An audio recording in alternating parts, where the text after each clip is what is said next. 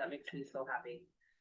Embrace the sunshine, slow down to enjoy the warm evenings, and let the bright days recharge your spirits. Because we're not gloomy and hopefully not any more rain like the last, we need the rain. But let's enjoy the summer. I'm ready for it. And I'll do pledge allegiance. I pledge allegiance to the flag of the United States of America and to the republic for which it stands, one nation under God, indivisible, with liberty and justice for all. All right, thank you.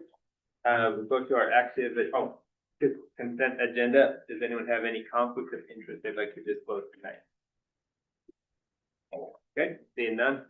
Our active agenda, we'll start out with some public comment. This is your chance to make any public comment related to any general city business and say whether you're resident or talking and then your name. And we don't have a podium other than right there, so you can stand anywhere you want. I can stand anywhere? Yep. Okay, I have a small voice, so hopefully you can hear me. Well, can you speak up? What'd you say? Yeah, okay. During the Kevin Burns, North Ogden.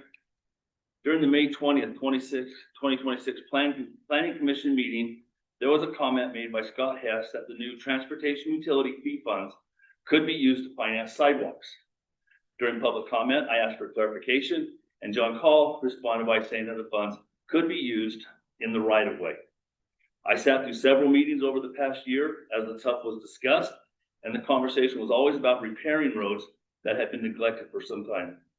At one point, it was said that we would need in the ballpark of $100 million over the next number of years to complete the road maintenance. I spoke to another individual that was present during most of the same meetings, and they also remembered the discussion pertaining to roads only. I went back and read the TUF study that was conducted by Cruz Municipal Advisors, and the entire study is predicated on funding street maintenance. Nowhere in the study are sidewalks mentioned. So from the study, this study was prepared to assist the city in evaluating sustainable and equitable funding options for ongoing street maintenance, rehabilitation, and reconstruction. As outlined in the report, the analysis considers existing roadway conditions, historical funding levels, projected maintenance costs, and various fee scenarios designed to align revenues with the cost of providing transportation services. State law says transportation utility fee means an ongoing regular fee imposed, one, by a municipality for the purpose of maintaining public roads and on utility customers within the municipality. I see in the 26-27 tentative budget, there's a line item for sidewalk repair / ramps for $170,000 and a line item for safe sidewalks for $30,000. I wouldn't be surprised if at some point someone mentioned that would be a good idea to use TUF money for sidewalks and then have the ability to transfer the $200,000 into another project. I'm not opposed to sidewalks. This just isn't the funding mechanism for them.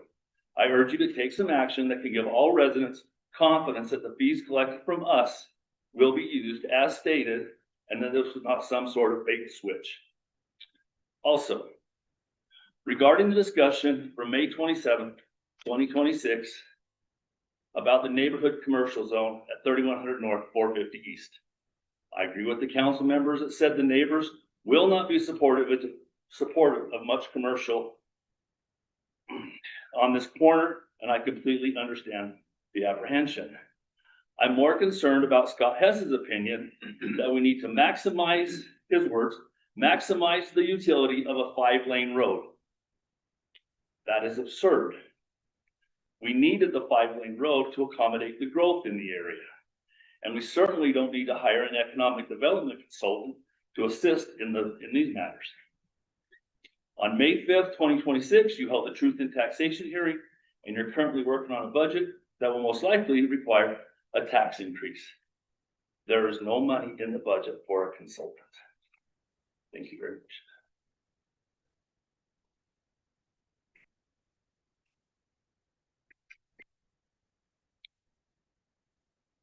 Any other public comments? Yeah. just enter. Sure, yep. Okay. I have some handouts. So just for your reference. Who else do I go to?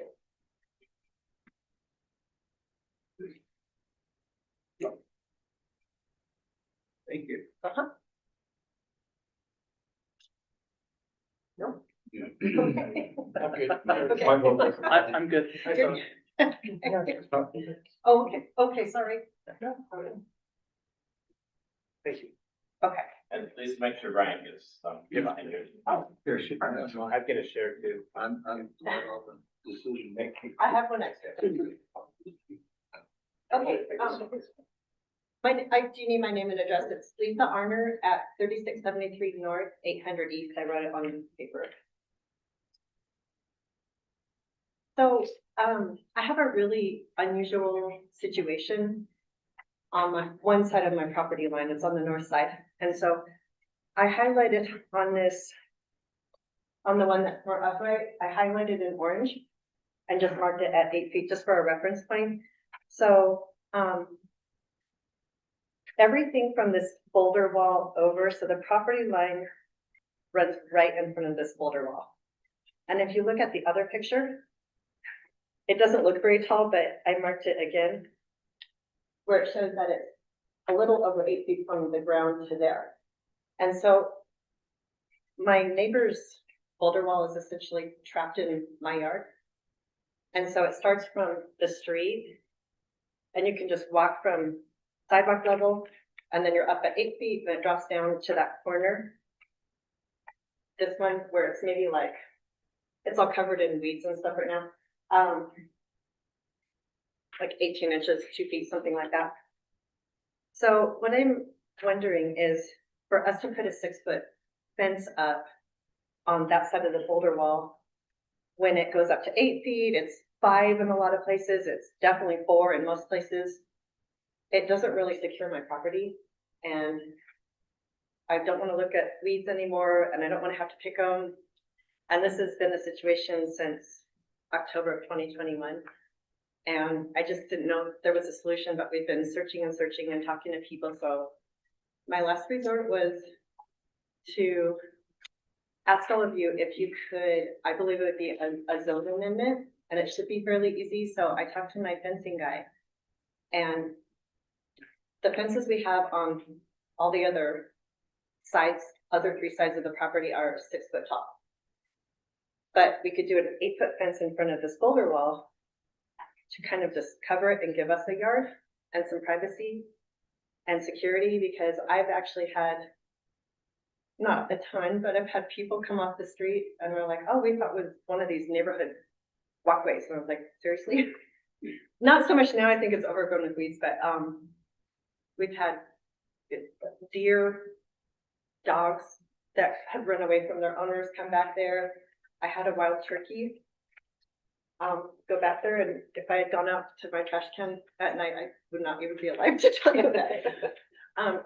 And just, cats, it's just a nuisance. And, just, I realize that if somebody really wants to get into your yard at some point, they will get into your yard. I understand that, but it would be much more of a deterrent to have this fence running along that rock wall, because it would cover, except for the highest part, most of it, and be much more of a deterrent for somebody to want to drop 8 feet down into your yard. And I don't think that, so that one post that I covered at 8 feet, that is at the end, that's my neighbor's fence, where it jumps up on a rock wall. So that post is 8 feet. We would just connect into there and just like run it out to the front of my driveway. And so it wouldn't even be noticeable to other people from really any angle, and it doesn't block anyone's view. So 2 council members were out there today, JD and Chris, and surveyed it, so they could speak to what they saw. And I would love it if any of you would like to come out and see it for yourself. That'd be the best way to make a good determination. But I feel like if you, case by case, it would be rare to almost never that somebody might need this, but for the security of the citizens here and even just the way things look, I think that it's something necessary. I don't see why we couldn't push it forward pretty fast. I would like to install a fence soon. If I could schedule my guy out and say, if I knew in a couple weeks it'd be approved, I just kind of need it done. It's been an issue that's kind of stressed me out for a while. So does anybody have questions for me? Or comments? We're in a work session, so we can kind of respond a little more freely, I Okay. think. So we did look at it, and I think Councilman Pulver and I agree that it might be something that we can look into. What I'm wondering is if there's any unintended consequences that would come into play if we approve 8-foot height. But your property is very unique in that it is several feet beneath the neighboring property. So it would have no ill impact on your neighbors. It Right. wouldn't have any visual impact. My perspective is that it wouldn't affect anyone negatively. Right. So I'm just processing what I saw today. And then for the council members and mayor, I took a video, so it's a little more, like, see exactly, I'll send it to you tonight. And what I'm trying to process is unintended consequences of changing the ordinance. I don't see any yet, but I'm digesting that right now. So I think that it's something that we could look into. Yeah, 'cause even on this photo, they essentially have a 14-foot wall, because you're talking 8 feet, and now they've got a 6-foot fence mounted. But because their fence is mounted it varies, because the boulders are big, 3 to 5 feet into their property. So is this wall on your property or on Yes. their property? Yes. So the No, property is right in front of those boulders. Okay, That's my okay. yard. Okay. It's one of those I'm crazy, trying to figure that out. it's one of those crazy things I know.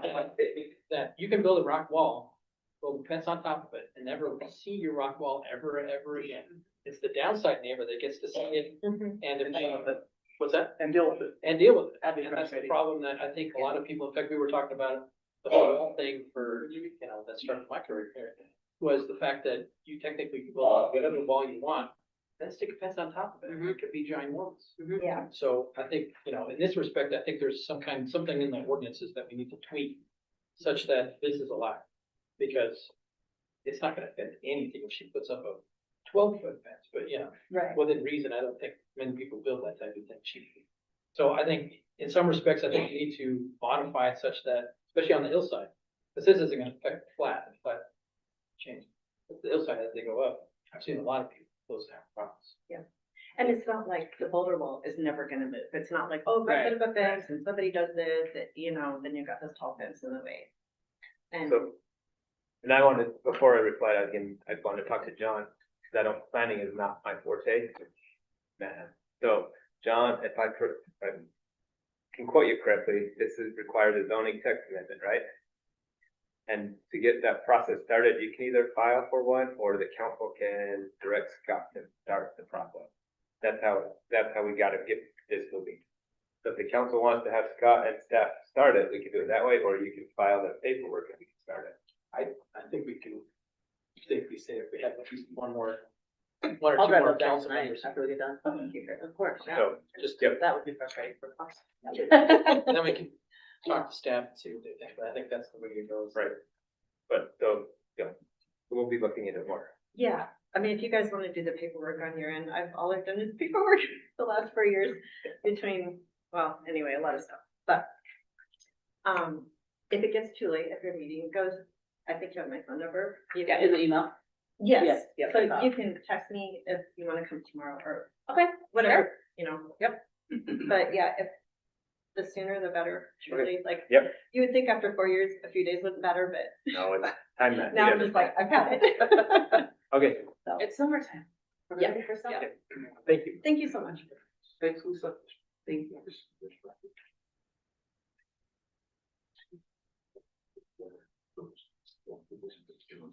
Okay. Are there any other public comments tonight? We're not seeing any hands raised online. I'm not sick, I just have lung issues, I know. so everybody knows, I'm not passing anything on. Where's my mask? Did- Okay, now's the time for public comment. Yes, no? Well, I missed Kevin Burns and he got up and read the letter, but we are up at that way on Washington Boulevard, and I strongly oppose the convenience store on that corner. Highly, I really highly discourage it, the traffic up there, and it just, all the congestion and the kids and all that, it's just, yeah, I highly oppose and don't wanna see it there. what was your name? Needs to be free. Okay, thank you.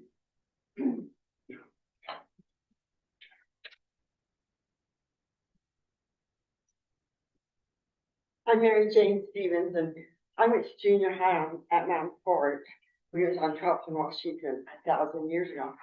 And we spent more time at Comey's and McDonald's and Couple Time and Stop and Shop than we did at Mount Fort. And that's why I'm against it. I don't want my junior high kids spending more time at Maverick or somewhere than they are junior high.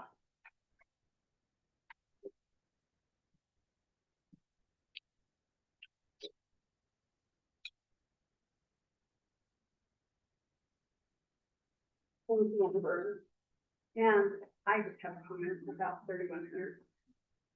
When, you are making decisions for the city, and this is my personal opinion, I would hope that you live in the city, so you also have to live with the consequences that you are making for the city. So if you're a city employee, please take into consideration, if you live in North Ogden, you're gonna have to live with those consequences. If you don't live in North Ogden, you're making decisions for us, and I think that's unfair.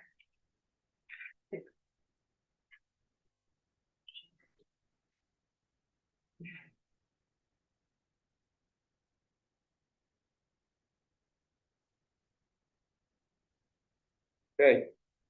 Not seeing any more public comments, we'll move on to the Citizen Budget Subcommittee recommendations on the proposed fiscal year 2026-27 interim budget.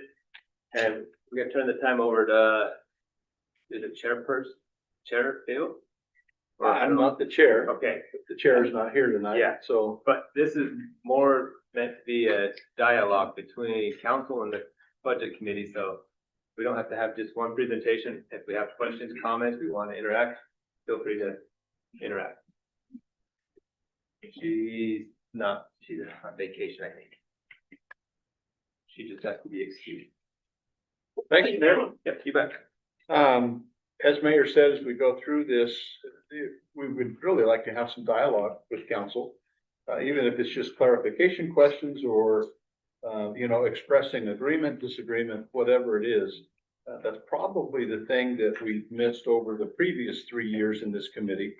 Is that, when the presentations have been made to council, it hasn't really been a discussion format. And so we're improving every year that we have this committee, and this year the improvement will be that we have this work session and we're having the opportunity to have discussion. So does everybody have a copy? Okay, great. We're going to go through this. I told Mayor we'd be out of here in 3.5 hours, so we'll get right to it. For Sandy, right? Right. On the financial discoveries, right there at the very beginning, these are just some catch-all kind of notes that came up as we were going through the subcommittee process. They've been pretty much handled by staff, the flash vote, moving to social media being removed from the budget, the yellow sheet reviews, the radios being removed, the keying error in the third one down, discovery on the interest income inadvertently not included. Those things have been corrected as far as I know in the budget. And so we don't need to spend a lot of time here except for the very last one. And one of our subcommittee members brought this up and it's something that we haven't done very well in North Ogden for as long as I can remember. And it is, we're not celebrating our wins and our victories. I remember when the Public Works building was being built, we needed to put in a land drain because of the water that was there. And we got some bids on it, and it was a pretty expensive bid. And at the time, Tiny Felter and some of our staff said, hey, we can do this for a whole lot less. And they ended up doing the land drain for, boy, if I remember right, it was $150, maybe $200,000 less than what it was gonna cost to have a contractor do it. And they did it all to code and everything else, but we didn't really celebrate that. And we have lots of that going on in the city. So this is really an encouragement to council that it's not just there's a lot that council is doing to save money, that department heads are doing to save money for the citizens.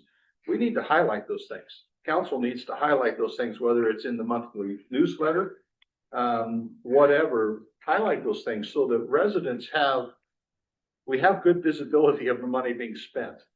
We need better visibility for the money that's being saved and the efforts behind the scenes. Kind of step out and pat yourselves on the back. Any questions about that? Can I Yes, ask you that absolutely. something? Yeah, please. So I think this year, when you're announcing your budget, your property tax increase, if you at the same time tell the citizens where you have saved so much money throughout the year, it might ease that sting a little bit and the backlash you get may not be as severe. Just a thought. No, that's great. Yeah, yeah. Brenda, anything you want to add? Mike, anything you want to add? Okay, council members. Just what I've jotted down as you guys were talking about this last meeting was cross-training, cross-utilization, working, like you said, working in-house versus outsourcing. Those are a lot of the things that you do, staff does by almost automatically. And I think, if we don't have to like take impressive logs of this, but if there is something, like you said, take credit for it. I think that's why not? You know, I know there's several different things, like not only do we have a treasurer, we have a emergency preparedness guy, you know, just happen to be one and the same. You know, hey, guess what? A staff member decided to not only do payroll, but she also wants to help with the amphitheater. I mean, there's a lot of things that are being dual-hatted, triple-hatted, quadruple-hatted that aren't reducing service to the city, but increasing service to the city. And I think that's something that needs to be highlighted in a positive way, because it can be spun a different way. If somebody catches it, oh, well, you're reducing my service because of this, and I think it's a positive thing, and I think we need to take, like Bill's saying, take credit for it a lot more.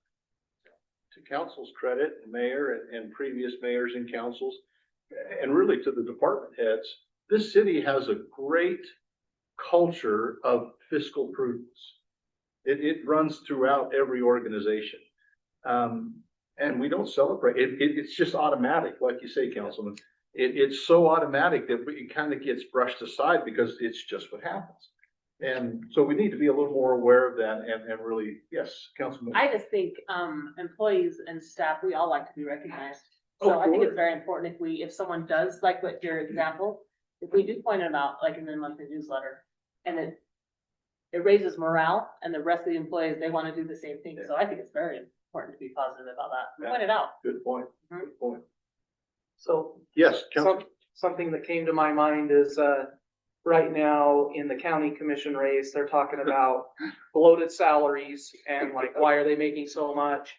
I think that would be, something like that would be a good example to send out to our residents to say, did you know that the city council is a part-time position? They make this much per year.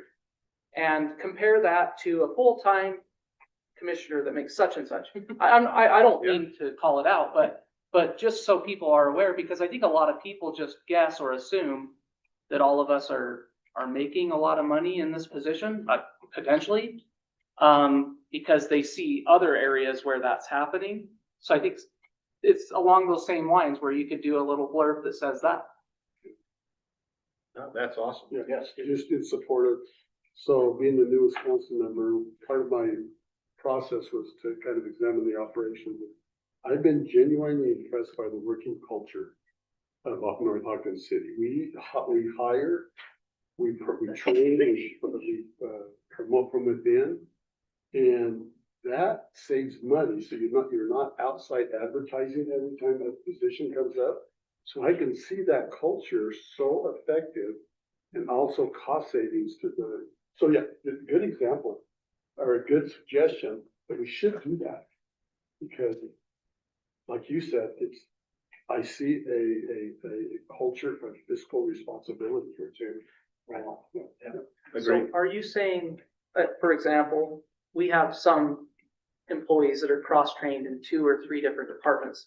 Yeah. And, so if they needed to take off one hat, they can put on another. We could put a blurb in the newsletter that says, hey, were you aware that this is something that we focus on as a city, is cross-training our employees so they can serve different purposes as needed? And internal promotion, I mean, Yeah. if you start looking at people that have been transitioned to new positions, it's pretty shocking. And when you talk about, I mean, we have our leader is our attorney as well as our city manager. We can all imagine how much money we're saving there too. So, I mean, it's kind of the culture. You can see that all over the place. Absolutely. To kind of piggyback on what you were just saying, there are a number of positions within the city where you have an individual. We don't really have enough. They're wearing multiple hats, right? Because this extra hat that they wear, there really isn't enough in that hat to justify a full-time, part-time person or a full-time person. But it's more than just, it still has to get done. Somebody's got to do it. We have a lot of people here in the city that are wearing these multiple hats that save the residents money, rather than, okay, we have to have a minimum of 20 hours a week. We're going to hire somebody for 20 hours a week to do 16 hours worth of work, and we'll find 4 hours worth of additional work for them to make it worth the budget. We have people that are wearing multiple hats, and so that's a great pat on the back to council, and department heads and their employees, of the steps that you're willing to take to be financially responsible on behalf of us residents. Any other comments? Okay, let's move on then.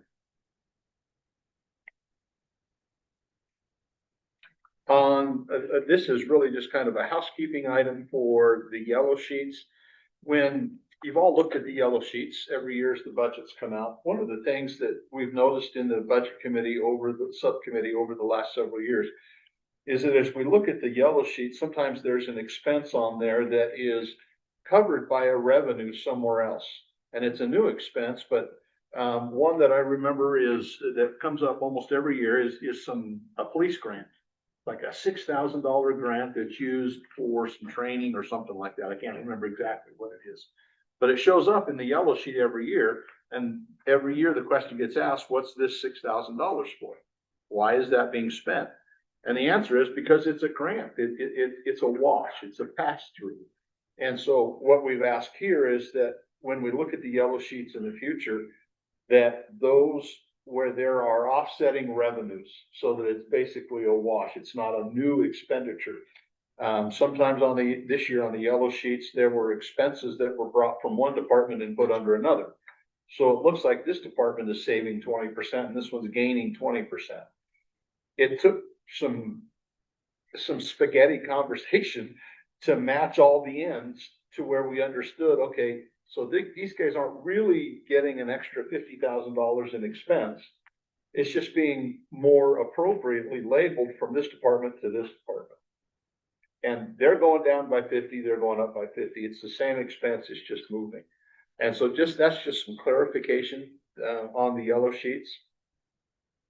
Any thoughts from subcommittee members? Sandy? Brandon? Yep. Mike? One other thing too is to use the comment column. So you may want to set a parameter, anything up or down by 10%, 5%, whatever you decide to use as that percent value requires a comment. Why are we moving up or down? Excellent. Council members, any questions or comments? Yeah, Councilor Forward? Yeah, what I wrote down was procedures to help with understanding, and I think that something that Peter was talking about too, is that there's things that can be enhanced during that process so that the department heads that are working at it can easily put in there what their intent is. I think that's half the battle, like you said, grants for, I think it was for vests, I think was what it was for. Yeah, Or something. drones, it was drones or one of, anyway. Yeah. But yeah, so that's the All the intent. drones, that's- Yeah, and it's, so it's like, this expense will only be done if we get the grants from yada yada. And so that would be the Right. thing that, so, yeah, and I think that some of the other weird things were the fact that Peter's like, I don't like this, I'm gonna do it this way, which is great. You know, I think taking ownership of something is part of the best thing of getting things to where you can understand it. As the financial director, you kind of seem to, you know, he's the first person he's understand. We can figure it out. So, Yeah. Absolutely. I think one of the other things that this does is for those citizens who are looking at the budget, who may attend the budget subcommittee, just to attend or maybe a part of it, it makes it easier to understand the budget without so many questions. And sometimes, and this is just, I think, human nature, sometimes when there isn't clarity, it can feel like something's being hidden. The clarity, the lack of clarity is there intentionally. So that something's being hidden, and that comes from, you know, the federal government. It just trickles down to all layers of government. So that the more clarity there can be, the more information that there is to make it easily understood, I think the less pushback you might get, and just the easier it will be for the average person, those of us on the subcommittee, to just understand what's going on. Yes, Councilman. I think you guys talked about it in the committee a little bit, if I remember correctly, but when we have those grants that come through, and it's very confusing in the budget to follow, okay, well, that $6,000 is from a grant. It's Right. very confusing to follow. Yeah. Even for council members, it's not just a public issue. It's complicated. So it would be great if we could get like a small one-pager FAQ of sorts each budget year that says, line item such and such, grant. Line item such and such, grant. And it just has them all laid out, so not only can council, mayor, and council see it, but we could provide it to the public as well. So for those that are searching down every line item, they can easily tell what's going on. And I think it kind of goes along with Councilman Pulverman's talked a lot about is like a one-pager or a two-pager explaining the budget from a 30,000 foot view, so people can digest it a little bit more. It did get put in this, and because I didn't think of it, and none of the other committee members did, that you just reminded me of. There was, committee members, if you'll remember, there was some mention of an executive summary that I failed to get into this list, and you all failed to remind me. Your fault. Don't worry. Way to take responsibility. Yeah, but Councilman Overman, is that your new name? Councilman. What did I say? Yes, Overman? yes, You said a few twice, yeah. yes, but. Councilmember Pulver's said that a few times. Oh, He did man. exactly something. It's been a long day. Nope. All right. No, but I'm just gonna call you councilman from now on. a simple, easy executive summary would be great when the tentative budget gets put out, that makes it so that we don't have to go digging through 48 pages of, because not everybody likes looking at those things. Yeah, and They're- I volunteer my wife to read it, and if she understands it, then everybody else. Right, right. I know, she's Does watching. your wife know you make these kind of comments? Yes, I report back. Okay. He's watching to make sure he does. That's true. It's not blowing up yet, so. Okay, so let's move, any other questions then about yellow sheets, comments? Okay, let's move on then to sales tax revenue budget. Councilman Pulverman and I are going to arm wrestle over this. You've got a It new has a name, good ring to Councilman. it, honestly. No, it's an idea that came up that's come up in the past and was brought up again this year. And that is that as we're budgeting our sales tax dollars, that we do like some other organizations do in their budgeting. We use last year's sales tax number as this year's budget.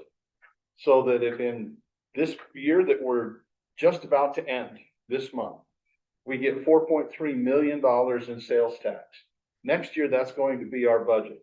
Because we know, I think in the last 25 years that I looked, there's been 1 year where sales tax was lower just by a hair than the previous year.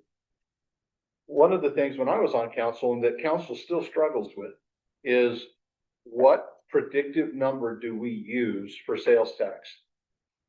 the best economists in the world are struggling to read what the economy is gonna do, right? We keep spending money where there isn't money. It's so wild right now what's going on.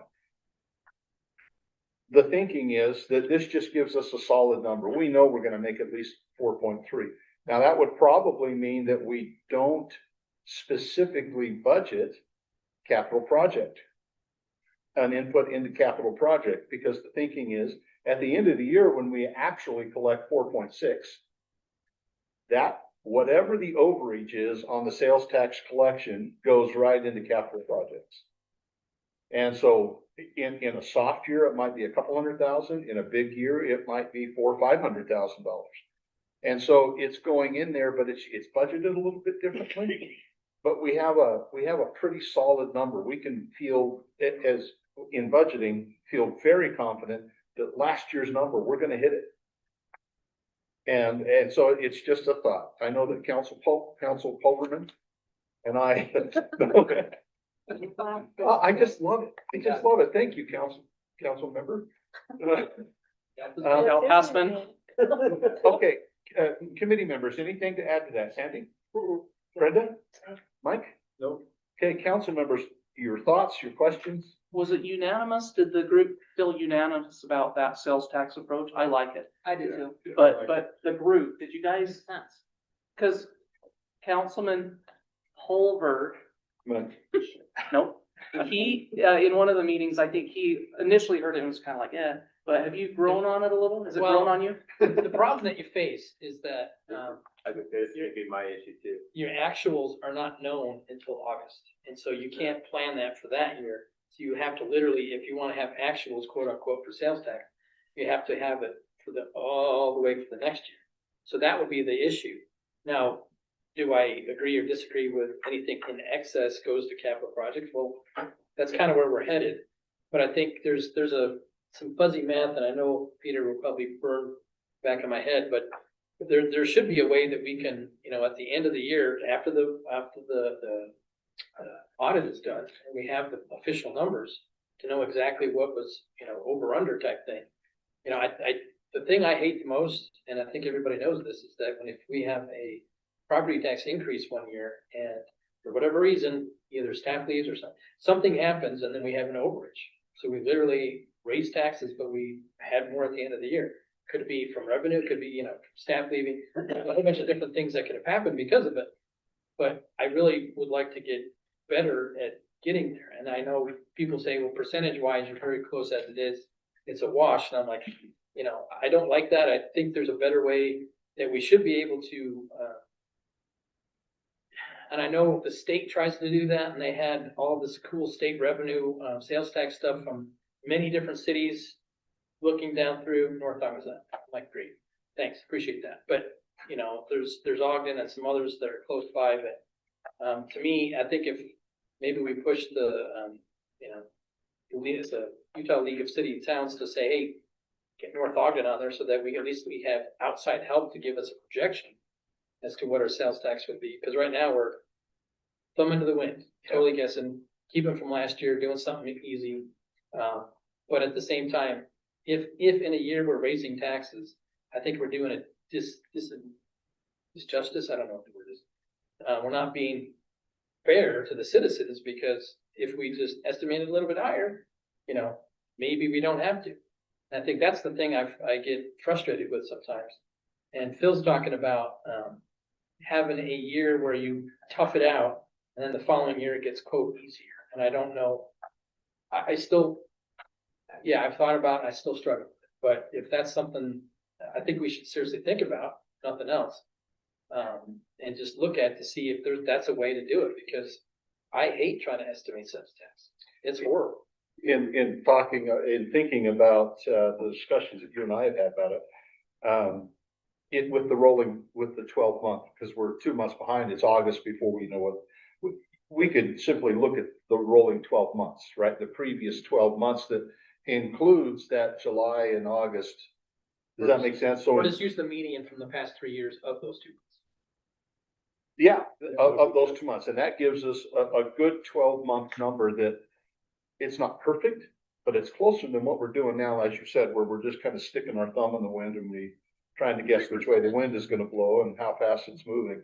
But it's something to think about to try to bring, again, greater clarity and greater stability to the budget, as we go through. One reason I like it Yes, is that every year, some small thing happens, something will happen in the economy. And we all like, oh, well, we gotta adjust to this. And we could say this year, gas prices have gone up substantially. So we had to add more money into the budget for gas. Or inflation has picked up for the last couple of months because of what's happening with Iran. So there's these things that happen, and I feel myself sometimes overreacting to these things that are in the moment. And if we step away and do something along the lines that the committee has been talking about, where we do it just based off of what the last year was, it takes the guesswork out of it. And to your point, we've only had 1 year out of 20-ish years that it's ever gone in the negative. And if there was a year out of those 20 years, if that does happen in the next few years, that might be a rainy day situation type of thing. But I like the idea because in the 4 years that I've been around, I've never been able to put a good number to what's the next year going to be. It always felt like a guess. No matter how much you try, it always felt like a guess. we mentioned earlier, about clarity, how clarity can remove some of the suspicion that is held towards governments in general. The more clear you are, the more transparent you are, generally, the less suspicion there is about what it is you're doing as a government. I know I felt this way when I was serving on council. I've seen it in other councils that I've observed. I've seen it with our council here and felt it.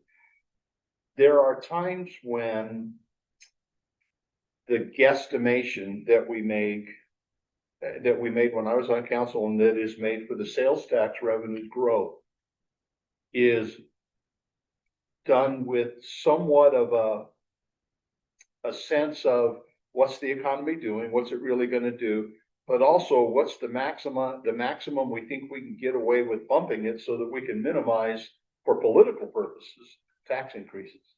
And I think we need to remove that. If you were asking Phil, that we need to take that political gamesmanship piece out of it. And if we can find a way, whether it's a rolling 12 months with the median of the 3 years on those last 2 months, or however you want to do it, it just goes to make the public more comfortable that we're not guessing and adding a percentage or two because there's that thing that we really want to get. And so we're going to put it in the budget so that we can get it, and we hope that it happens. Yes, Brenda. This is where this all gets really confusing to me. Our property tax goes to public safety. Yep. So when you start talking about we're raising property tax because we need this job done or we need this done, you're taking away that property tax goes to public safety. And if that's where it's going to go, then there needs to be a separation. Okay, we're raising our property taxes this year because our policemen deserve a raise in income. That's why we're raising property taxes. Then if we have that extra $400,000, it goes to capital projects, because we will always have capital projects. Right. So maybe you take that excess and you split it in half and say half of it's going to go to the roads, which means we're not going to increase TUF this year. To me, that makes sense. Yeah. Makes no sense. And I've been this way since the council said all the property tax goes to public safety. Because I am involved enough that I know you're not raising property tax because of public safety. You're raising it because this needs to be done. But the two don't go together. What you say and what we're doing doesn't go together.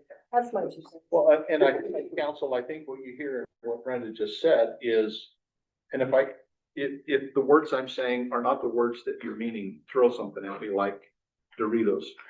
Which kind do you want?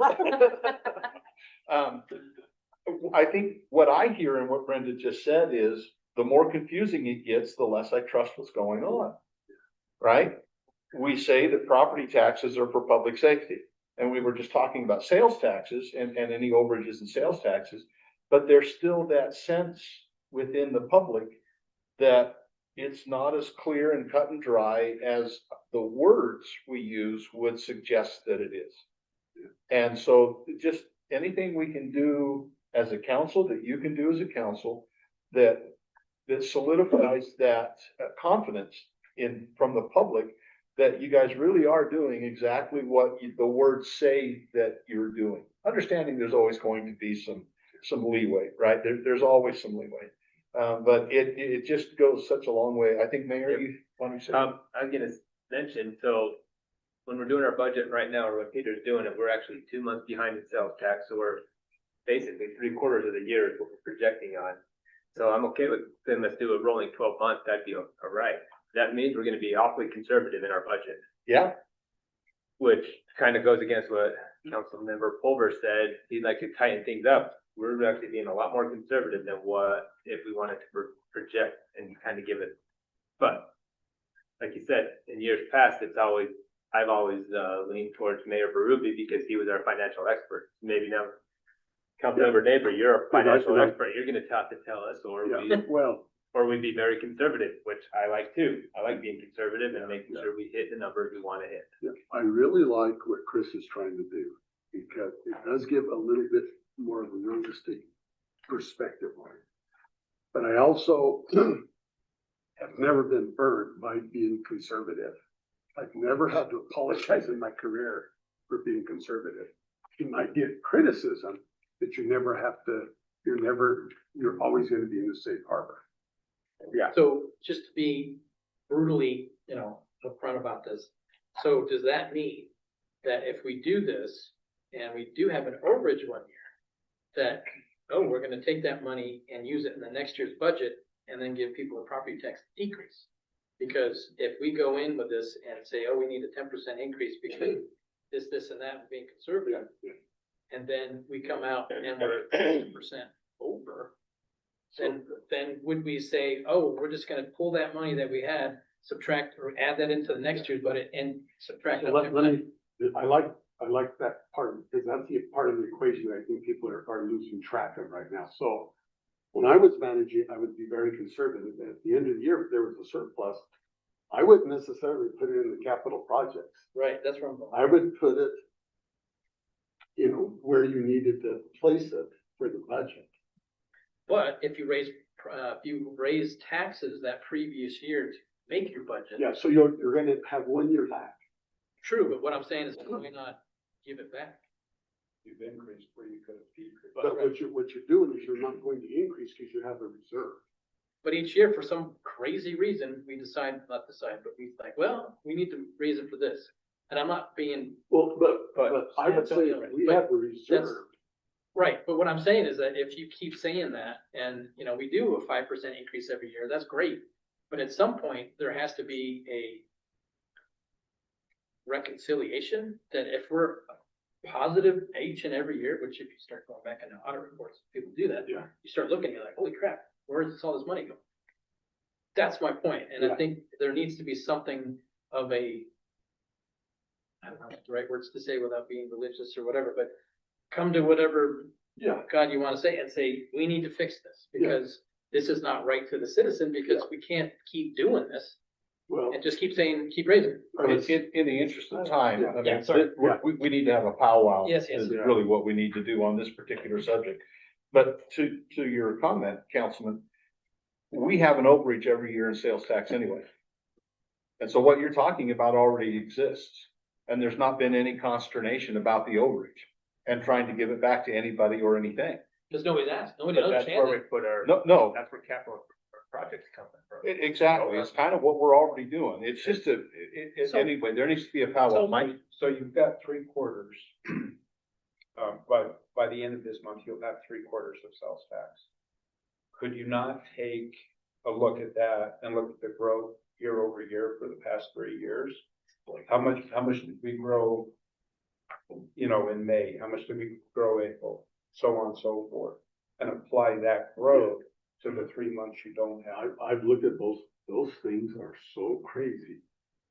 It's so unpredictable. I've looked. Yeah. Years ago, it used to be that we were always over 6, 7, 8, 9%. year after year. It didn't matter. I mean, we would project sales tax, Mayor, you remember this early on. We would project sales tax growth at 7%. And it would come in at 10%, 11%. And it didn't seem to, I mean, it was always, and then COVID hit. And then the economy took its tank and all the things, and since then, it has been razor thin, which is what drove me to try to come up with this idea or other ideas, because it's not a given anymore. It's razor thin. And we just need to get a handle on it. Brenda, you have your hand up. Well, I think this just goes back to what I was saying, where we're not separating Right. property tax from the rest of the budget. It's not truly separated. And I also think part of the reason this year these kind of comments came up was because we wanted to raise property tax. I say we, because I live in the city, wanted to raise property tax. And then because of new laws, we didn't. And yet we seemed okay and didn't need to raise it. So people are questioning, why did you want to raise it if we found out that we really didn't need to? Right. But on the other hand, I don't think they're realizing the things that maybe was cut back on. Why? You know, what things we cut back in order to make do with what we have. And that can be done occasionally, but anybody who does even a home budget, you can't do that year after year. You can't, or you will have nothing. You can cut as much as you can, but, you know, pretty soon, if you didn't go to the doctor this year, you're gonna have to go next year, so you're gonna have to pay for it. That's right. Absolutely, Councilman. So, the concept of using the overage in property taxes collected, or sales taxes collected each year, and putting it into capital, projects. Or anywhere else, as Or- Councilmember Neighbor said. Yes, but I'm talking about capital projects specifically. Right. That doesn't give me a lot of heartburn, and the reason that it doesn't is so Kevin had a really good example of, when he had his public comment today. He said he was worried about, sidewalks kind of creeping into the tough discussion, and he wanted to draw a line. I thought that was a really good comment of his. And so I know we're so far behind on getting our sidewalks completed that's just one example of where anytime you have an overage, it goes towards sidewalks in sales tax. And so you have a really good year, you have $500,000 extra in sales taxes in any given year. Well, we have a really good year of sidewalks, or whatever we decide that is as a council. I don't have a lot of problems with just dedicating to what's needed, because we're so far behind on so many needs that I just don't see it being a problem to find a very valid, great place to use it. Agreed. I think it'll be a great, robust conversation for council to have. Invite committee members. I'm happy to be a part of that conversation. I know Mike was, I know Brenda, Sandy, I know, it's a conversation to be had. If it benefits, great. If it can't be worked out, that's what this committee's for. It's just throw ideas and see if they stick. Okay, let's move on, because we could literally spend days on this. Days, and nobody's brought ice cream, so we can't spend that much time. Wages and benefits, going to the next page. Flip your page over there. No, there we go. All right. Yeah, wages and benefits is what I have next on here. So, again, some of this is just, for clarity purposes, when doing annual reviews with staff, indicate not only the salary, but the benefits being provided, so that when we're looking at what an employee costs, not that, we're not looking at Casey and we want to know exactly what Casey makes and, down to the penny. But when we're talking generally about employees, we know that we often talk about just the salary piece, but the citizens are also paying for the benefit piece too. And so just more information, what's the total package for an individual? That also helps us understand what the true cost is if an additional employee is wanted. It's not just the $65,000 salary that comes in, it's also the $32,000 in benefits that are there as well. There was some conversation about HSA payouts, considering paying HSA payouts at the end of the quarter. or twice a year, or if an employee leaves early or is terminated, claw back.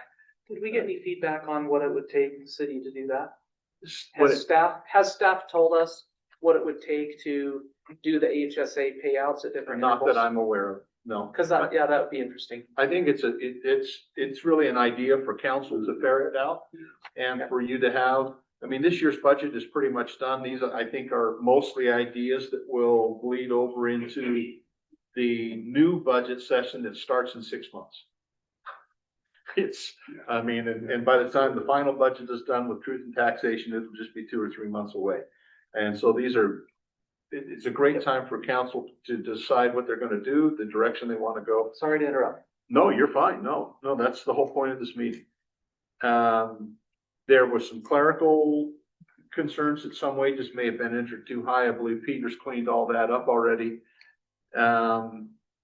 One comment that was made at the very, very beginning, it wasn't talked about a whole lot throughout the rest of the meetings, but there was a comment to that, and I know that there are some within the city who wholeheartedly believe this, that positions should be eliminated to the extent necessary to keep tax increases from happening.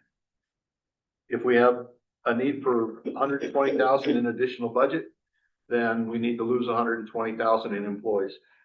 It was not a unanimous thought on the committee. But one of the things we committed to this year that's been different than the last 3 years with the recommendations is that any recommendation that gets made in the subcommittee is being brought to council. The first 2 years that we did it, we held a vote. And if an idea received a majority affirmative vote, then it got passed on.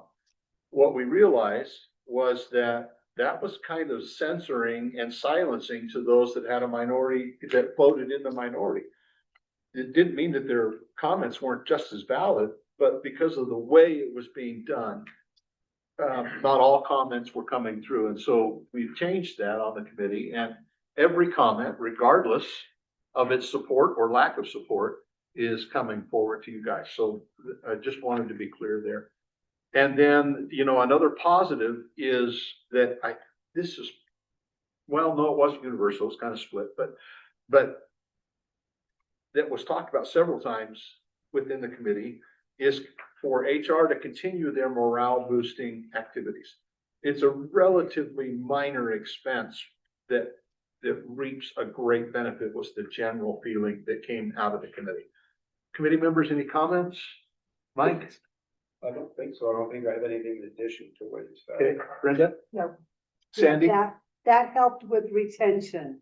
I Yes. think we discussed, and that has paid off for the city a lot from the time when cops were leaving every other week and they were retraining. So that was, Yeah. Great. Council members, any thoughts or comments or questions on this?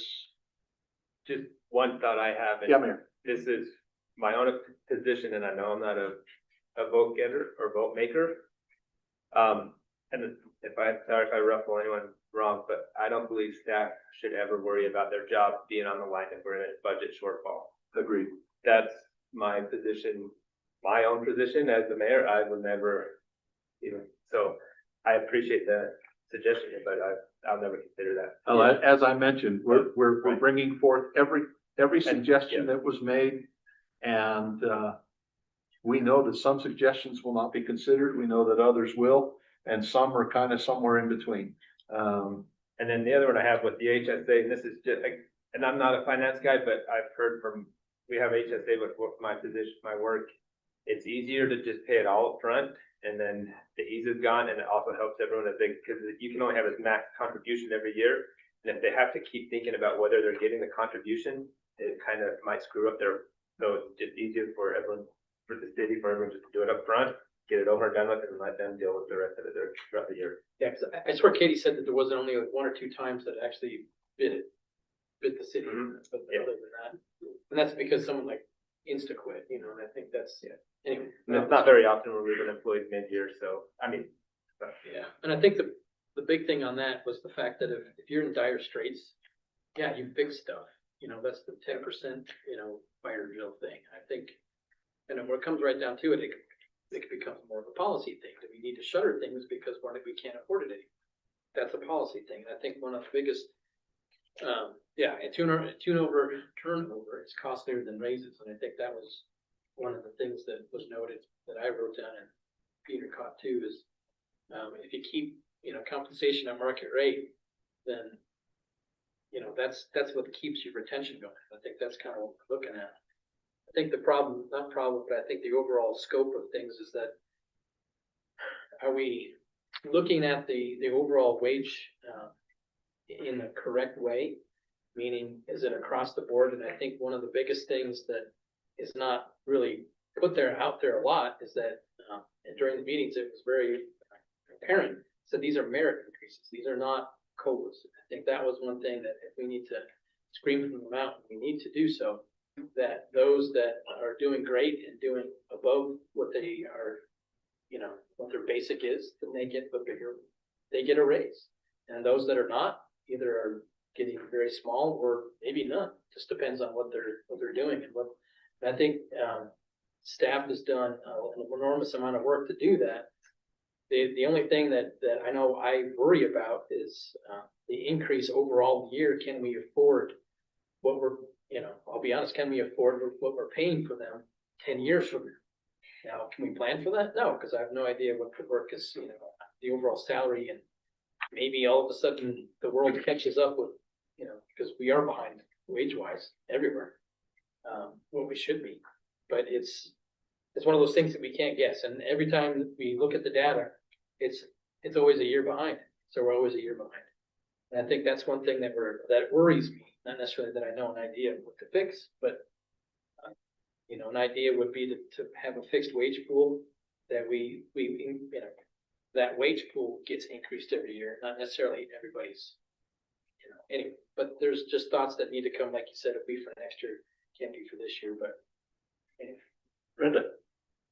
As far as the HSA, coming from a background of just being a basic worker, knowing that HSA is going to come in January and you can take your kid to the doctor in February is a huge relief. I think one way to maybe study this out is look over the last few years, how many people in the city who have gotten HSA have quit halfway through the year.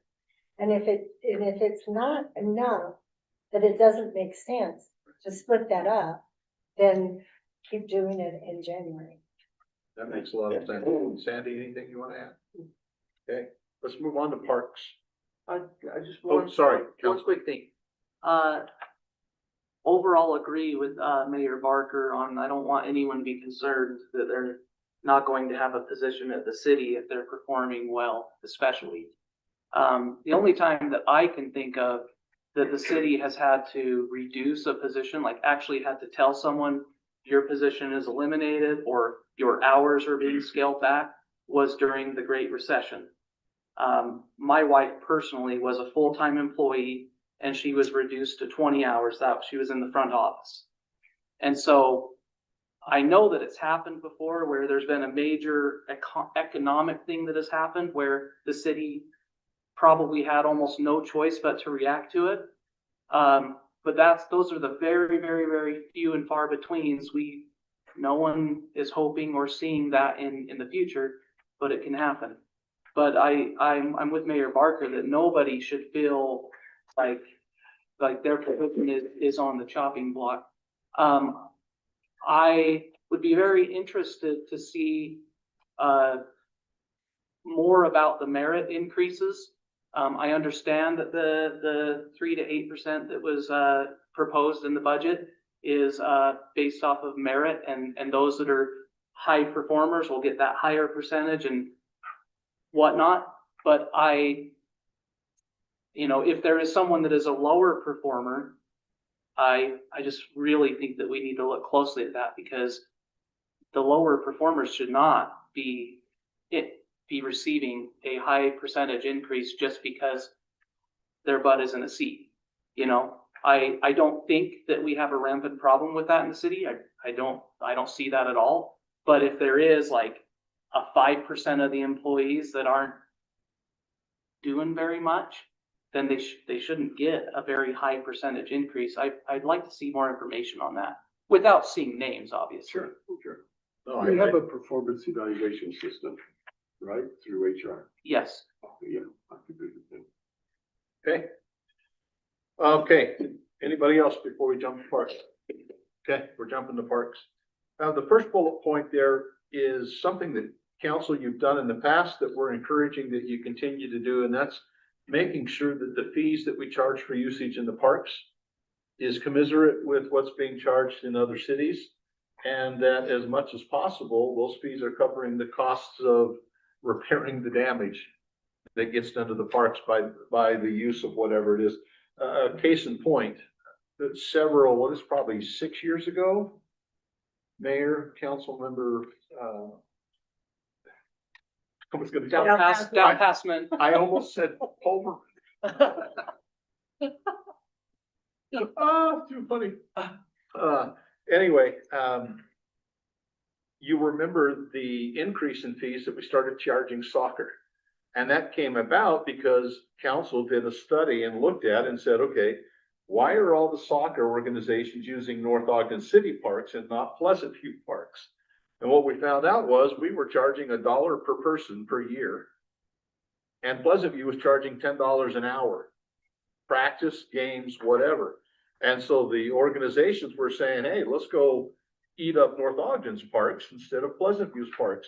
Now, we didn't change, council didn't change things to be $10 an hour for North Ogden, but we ended up getting significantly more fees out of those that are using our parks that helps pay for the repair and the replenishment of those parks. So just an encouragement to continue doing that, hopefully on an annual basis, looking and making sure that what does soccer do to our fields? What's the cost to repair that? And how much of that are we able to recoup through fees? And are we in line with our neighboring cities? Brenda, do you have something you want to add? No. Okay. No. Okay, the next bullet point, limit the number of parks in the city. It's easy to get on a parks bandwagon. We all love parks. We all see the value in parks. But it can also be really easy to get on a drive where we end up with more parks than we really need, and with an expenditure that's larger than is really necessary for the population that we have. That really boils down to a policy decision for council to decide what is the number of parks that our residents should have. I mean, if you go to New York City, you have a little tiny park here and there that covers millions of people.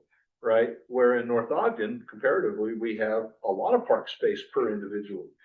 But then you go to Harriman, or you go to Eagle Mountain, or you go to Far West or Plain City, their acreage per person is different than ours, and it might be more. And so you have some residents saying we need more parks. You have other residents saying we need fewer parks. The key is here, let's not get ahead of ourselves. Let's not have more parks than what we can reasonably afford to have, while maintaining the quality of life that we want North Ogden to have.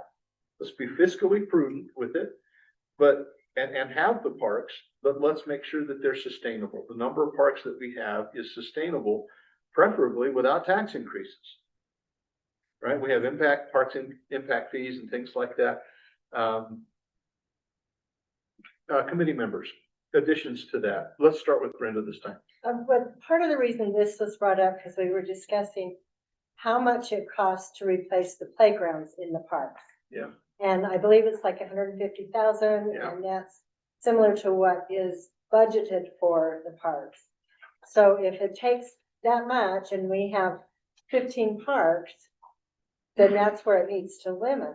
Because every 15 years, that playground has to be replaced. So if we're taking out enough every year to replace a playground, we don't want more playgrounds than 15. And unless, as time goes on and impact fees and stuff goes up, you have enough to do another park, then that's when you bring in another park. Right. That was the thought process. Great. Sandy, anything you want to add? Yeah, and what I would like to add is keep in mind what makes up your city. A lot of, and I'm speaking for myself personally too, a lot of people don't use any of the parks. And I think most people are willing to pay for those types of things, but not, you know, one every 3 blocks. And I know when I'm riding around, I see a lot of empty parks. So do we really need that many, or can we have more kids at fewer parks? And then they're interacting more with each other. Mike, anything you wanna add? I think one of the other things too is with the high density housing that's going in, a lot of those areas are creating their own play areas within that footprint that they're in. I think the development over on 1700 that's going in now, I think there's a city park going in that development, which probably is 90% of people that will use it are the people within that development. So maybe we take a different look at the parks, and maybe they're funded through HOAs, through the high density housing that's going in, because there's a lot of that that's been approved and more to come. Scott, can you talk about that a little bit? When we get a park in a development, who pays for that? How do we get a park in? Well, Who pays for it? yeah, so in the new developments, I see a lot of times we squeeze in a park. Is the HOA responsible to maintain that park? If it's a private park, if it's a dedicated piece of property that comes over to the city, then we would maintain it. Typically don't want those miniature pocket parks, we want larger pieces of land. In the past, exchanging increased density for open space was a viable exchange, and anymore we're trying to exchange increased density for homeownership bonuses and first responder priorities and minimal housing prices and hitting moderate income housing. So it's been a balance, I think, in the last few years of housing affordability versus open space. But we can have dedicated public spaces and plan for HOA maintained. So it varies. So when we inventory our parks, some of those are included, some of them are not included. When we inventory our parks, our open space per 1,000 residents, just the public part. Okay. We maintain that metric. And if I remember correctly, the one on 1700 North, that little pocket park in there, wasn't that one going to be a city park? Yeah, so the developer is putting it in and it's gonna be handed over to the city. So there are situations where the developer hands over a little pocket park, but sometimes it's private. It just can depend. Pay for it too. They're paying impact fees, so I can't we remember the can't exact charge situation. impact fees and then require them to put in a park. That's what impact fees are supposed to pay for, is to pay for the park. But it does put us in that rotation of having to replace equipment. Right, it does, but an impact fees can't go towards replacing parks either. Right. And that little park is inside that development back. How many other people besides that development are gonna bring their children there for that little park? I don't see that happening a lot. So it may as well, regardless of who's paying for it, it may as well be part of their development. Like across the street, Prominence Point, their stuff is all gonna be private. No other residents will be able to come in and use it. So those are all things to consider. And I also think that when you've got a lot of parks in a certain area, if you have huge developments in other areas and that area of the city warrants a new park, then look at the ones over here and the next park that's due to have its playground replaced, maybe the entire park gets retired. If you set the number at 15 and you've already got 15 parks and you want to build one here, one of those gets closed and that's the end of that park. But I mean, there are a lot of parks in North Ogden, I think. Brenda. On the 1700 park, excuse me, is that just a piece of grass? No. What is it? They were gonna put a playground on it, and Possibly pickleball possibly on it. I think it's still under design. That's what the rendering was showing. Originally it was water and then they ruled like a splash pad or something and that got ruled out. So it was something else. Okay, thank you. Okay, last under parks is exploring opportunities to partner with businesses like food trucks, renting them spaces during sporting events. I know Mountain View Park, right behind my home, as the soccer season gets going on Saturdays, there are a couple hundred people there at that park from 8 a.m. till about 8 p.m. constantly, as teams just turn over and turn over and turn over.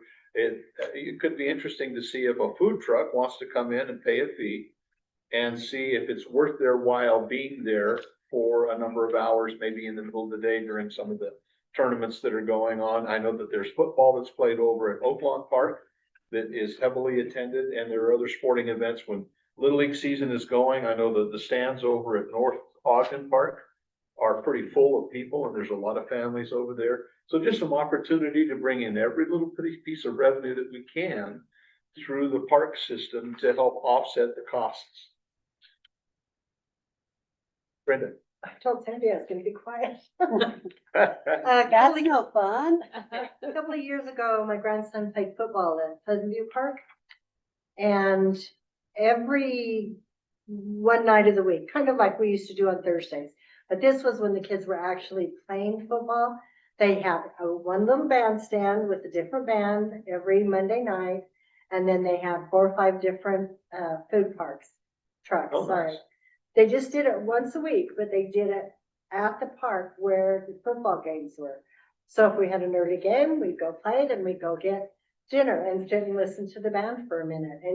And you really did it a couple of times, but it was really kind of fun to see the people who you knew did it, you know, several times. Yeah. Because they would get their tables, they would sit together, they were really enjoying the band. And I don't know if they made any money or not, but if nothing else, it was a great community thing. Well, and community engagement and developing community is a worthwhile Yeah. investment. Mm-mm. Who's the council member that's over parks?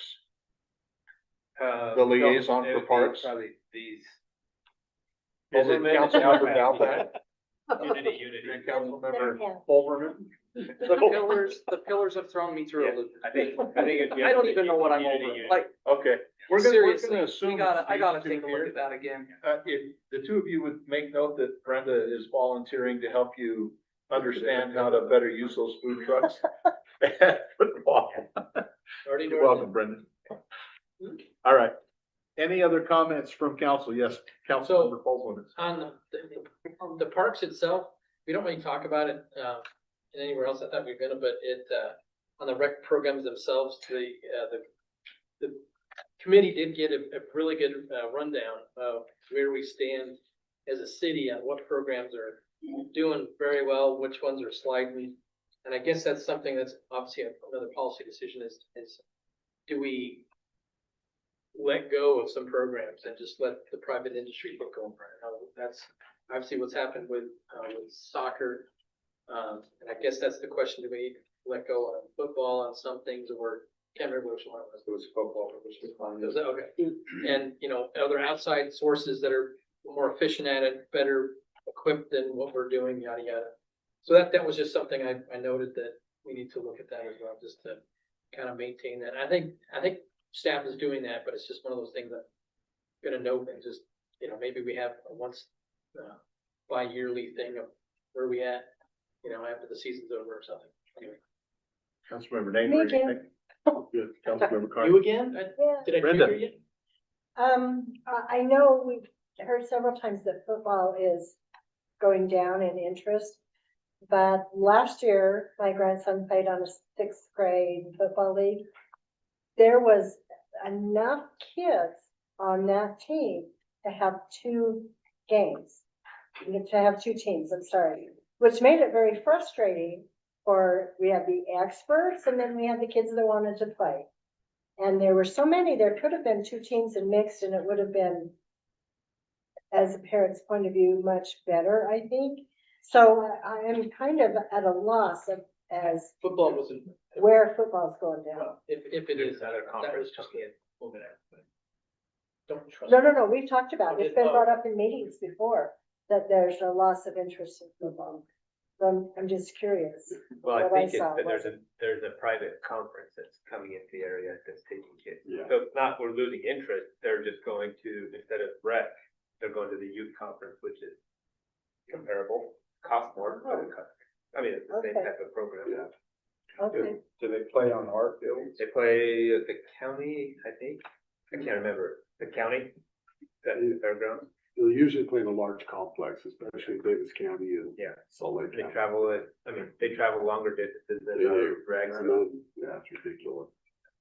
But- So there is interest. Yes. I'm just not sure it's at our level. Well, yeah, but I think the numbers will tell, and I think that's my point, is that we just need to watch it, look to see if there's something we just need to let go, or, you know, hey, maintain it until it's in the dirt, you know, and that's a policy decision that council. And I think Councilman Fuller, Thank you. I think what you just said is part of what we depend on council and mayor for, and that is to look at this as more than just a mathematical problem. Balancing the budget is really easy mathematically. If you have no heart and you want to just slice and dice, you can make, I mean, you can give us 5 minutes, right? And we can balance the budget. But there are other considerations that are non-quantifiable that come into parks and recreation and, road conditions and all of those kinds of things that you as council members have to adjust. And that's a policy decision. Deciding what the value, not the monetary, but the overall value of something is and what it costs. Let's move on to community service. This is a forward-looking,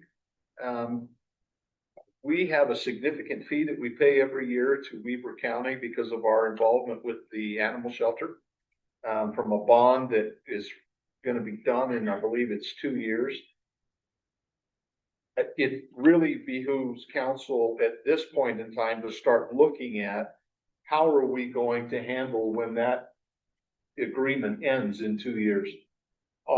Because it's a pretty expensive, very expensive for the number of animals that we take down on a per resident basis. It's a very expensive enterprise that we have zero control over, absolute zero.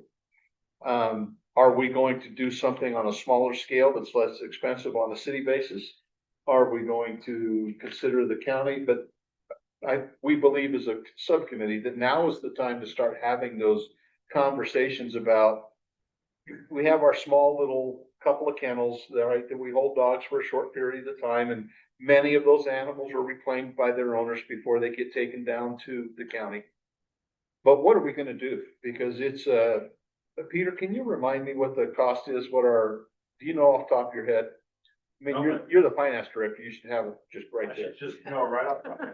I can look, if you give me. You don't need to, no, it'll just, It was like 60 to 70. Yeah. we wanna keep this under 3.5 hours, so. But it is a big expense, and because it's going to be changing, we need to have that conversation and we need to start planning. The plan is in place.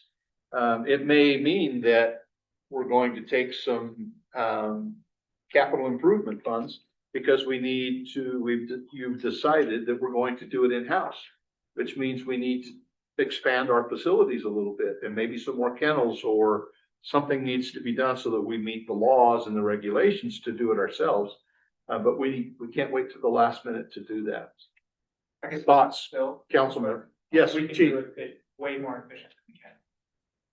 Oh, we have no doubt about that. You're already planning on it, right? And there have been a lot of problems with the county. Oh, absolutely. Recently.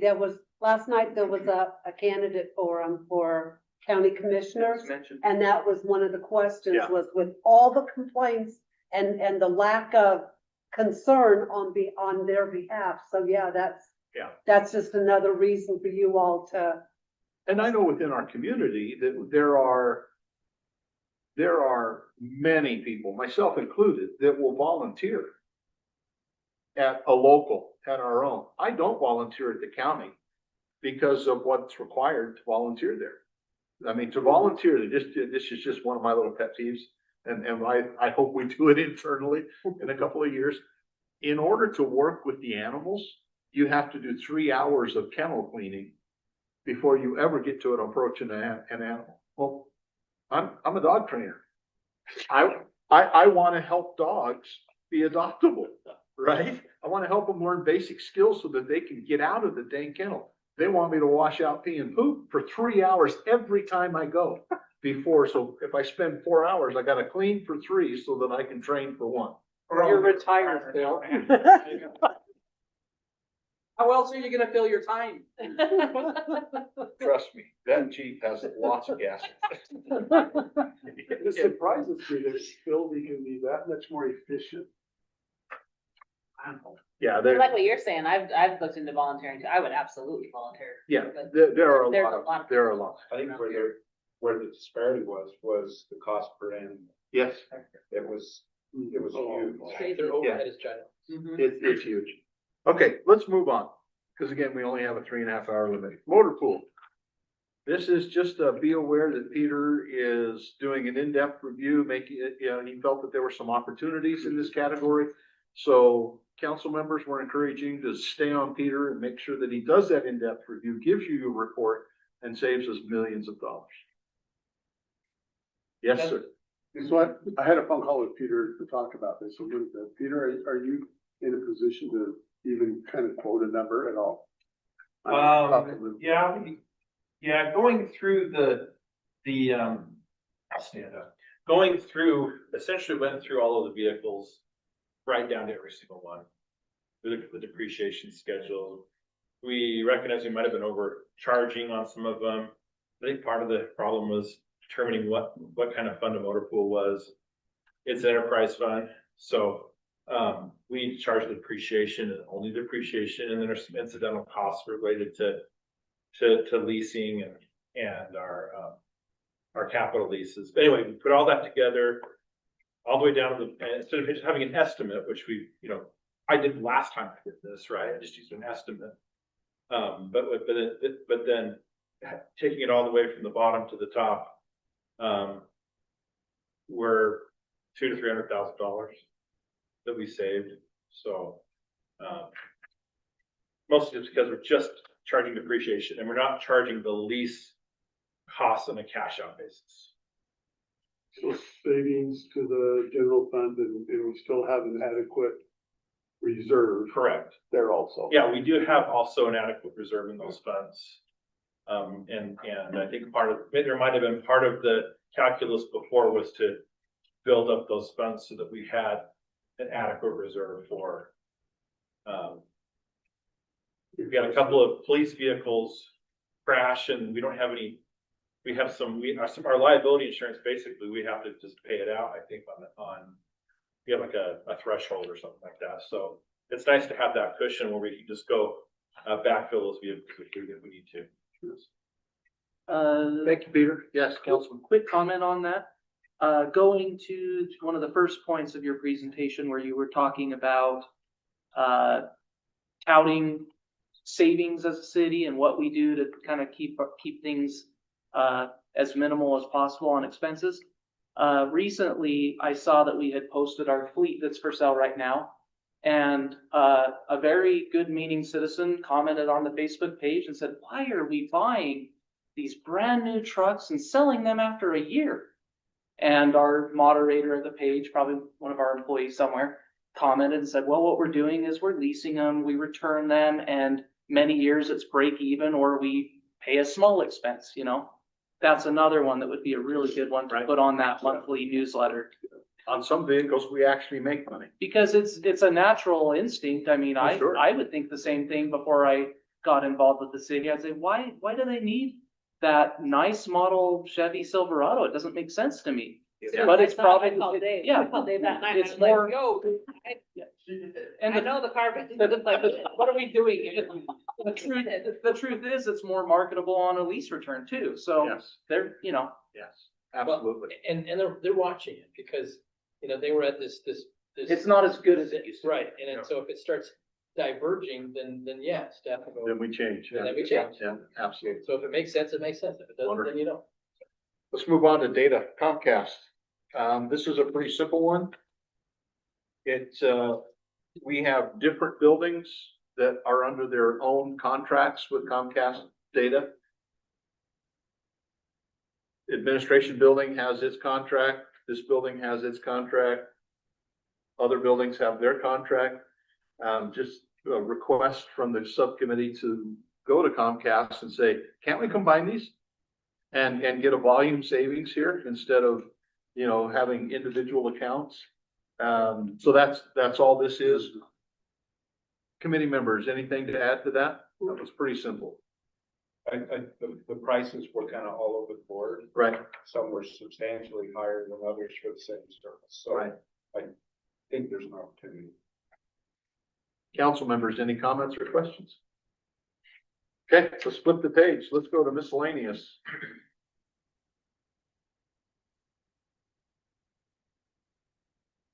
First one there, significant build out occurring in the city. Lots of infrastructure that's needed for water supply, firefighting, additional capacity being installed for the cove and other upper elevations. The question is, are we collecting and reserving adequate sums of capital improvement that will allow that to be necessary? It's just kind of a check. I know that in the water department, we have a fairly large reserve in the water department that is used for constructing tanks. We were very fortunate with the ARPA funds that came in a few years ago, that we were able to build a nice 2 million gallon tank using almost all ARPA funds. It was really pretty amazing. But we have that infrastructure need, and it's just a reminder, as we know that you do, but our job is to remind you to stay on top of that. Committee members, any comments to add? Brenda, Sandy, Mike? No, you got it. Okay, council members, any thoughts or questions? Okay, let's move on to the amphitheater. I'm glad you pointed out that culinary water is used for firefighting, Yes, not drinking. Thank you. yes. We did that only for you. The amphitheater, we all know that it's here and we need to make it more self-sustaining is the basic message here, right, Brenda? Yes. As with other assets that we have in the city, trying to be as self-sustaining as possible is a goal that the committee would recommend to council. We also recommend that the amphitheater committee be reestablished. This time with a little bit more breadth of membership, not just theater buffs on the committee, that there needs, it's kind of like the citizen budget committee. We have people with all the spectrum of ability to read a finance sheet, and everybody adds to it. Same thing with that amphitheater committee. I think we, the committee, we think that we need to have that committee back to help that amphitheater be more self-sustaining and more of a community gathering place. Committee members, let's start with Sandy. Anything to add? I agree with all of that. Okay. Brenda, anything to add? No. Okay. Mike, anything to add? Council members, any thoughts or questions? What I remember, No, go ahead first. what I remember discussed during some of the meetings was, if we do an amphitheater committee, that we get a broad variety of types of people that are Yes. involved. So, you'd have some people that might have been more interested, they're into theater, so they want to be there for that. And maybe some people that are kind of skeptical of it and are Right. kind of like, why are we spending this money on it? A good variety of people so we can get diverse opinions on it. Absolutely. That's maybe what I heard. There's another committee you can do it. And we talked a little bit ago also about, the food trucks at parks. When there is a play going on, we have, I think, 2 plays going on that'll be going this summer in the fall. Why not have some food trucks nearby as well and invite food trucks to say, we got 200-300 people coming to watch the show right about dinner time. Let's try it out and see what happens. Just opportunities where we collect a small fee, food trucks make money, residents see it more as a gathering opportunity and more of that community engagement event. Is that, Yes. Councilmember go ahead. Poland. well, it's just gonna say, is that, by inviting food trucks, does that impact us by having to do more trash or something? Is there anything that would counteract? Yes, I think so. It'll hurt our concession sales. Oh, I forgot about concession stands. Well, and not just that, you're taking away parking stalls and we can only sell tickets by parking stall. Well, that's why the council, we made the suggestion, you guys carried it out. Right, Sandy? But Yeah. We're just idea people. Yeah. Yes. it is worth looking into. Council member. Yeah. So I share this just because of my background and I've shared it before, once before, so it's just a thought at this point. But we have assets at the city that could well offer a naming opportunity. And when I think about when I worked at Weaver State University, I mean, we named a lot of things and it provided funding. So in a situation like for the amphitheater, or even the aquatic center, if you could get a substantial gift, a name, and say you set up an endowment, you'll have a permanent source of funding that could help offset the facility expenses or operating expenses. Amen to that. I'm not sure we've thought about that. It's been discussed Has it over the been? years, yeah, but I wouldn't say it's been seriously undertaken, and I think we're at a place here in the city now where that could be explored. All those in favor of Councilmember Neighbor heading that up? say aye. Yes. Well, I could help. But I at know. first, I know Weaver State has full-time employees that it's their sole job to go That's- get endowments. So, I mean, clearly we can't do that, but maybe anything you can there's maybe bring a- knowledge-wise, we will there's take it. maybe a version of that though. A finder's fee. Can we agree on how to spell into the amphitheater? ERRE. ER, Forget Ellen. we're not in Europe, so it's ER. I would Just stress. add an MAN at the end of it. You guys. Gonna name See, it here, paper. I'm a boring account, but serious discussions in I, this. I But I'm give people squirrels, sorry. But I do think there's some research. We live in a community that would probably yield. We have some activities that we could use. Fundraising leads to fundraising, so it's a process. It's not, you just go out and yell at somebody to help name, but I think, and I'm not sure how we would manage it, but I think there's ways to think about that. To start developing that process for naming opportunities. We've got the community park or community pond. There's another opportunity possibly too. So I share that as an idea that maybe we can pursue for next cycle or possibly to the future. Brenda, you had a comment. So does that mean we have a bidding war and whoever No, bids the no most bidding gets their name on it? No bidding wars. I know that Fundraising leads to fundraising. So no bidding war. my brother was a Vietnam vet and they had a park and I've seen them around too, but I can't think off the top of my head, where they have the pieces of brick and it'll have their name on it. And, for $20, they can buy this piece of brick and have their name on I've it. seen those, yeah. Yeah, It's at the pool too. why not Yeah, something yeah. like that? Yeah. Different type of thing, but with Yeah. honoring somebody. Because I think, the bid auction thing is great, but, I am willing to give you $20 to put my name on a brick, but I'm not gonna give you 1,000. Oh, yeah, yeah. I And so think- maybe there's people like me who would be willing to do that. Absolutely. I think it would be inclusive. The naming part, obviously, naming X for the amphitheater might be more substantial. But there's other ways to have other people participate in that as well. So I Yeah. agree with you 100% on that. Any other thoughts or comments? Councilmember? I do. I know that we've talked about it before, and I love the idea at the pool, or if there's somewhere at the amphitheater. Kind of like they do, there's several places around Ogden, where a business pays for a banner for the year. Yeah, like And- baseball parks or Mhm. football parks. And I have a few at different places, and I mean, they raise a lot of money. So every year, if you had 15 businesses, they would buy a banner for $1,500. That's actually pretty cheap. I think that's a huge thing for the amphitheater and the pool. Council would And it have, would block the pool. I mean, you'd have to check with See a the lot of- attorney on our sign ordinance. yes, but I see a lot of They- people at the they- pool that could be in the shade If they too. say inside, they're okay. If they're outside, they're okay.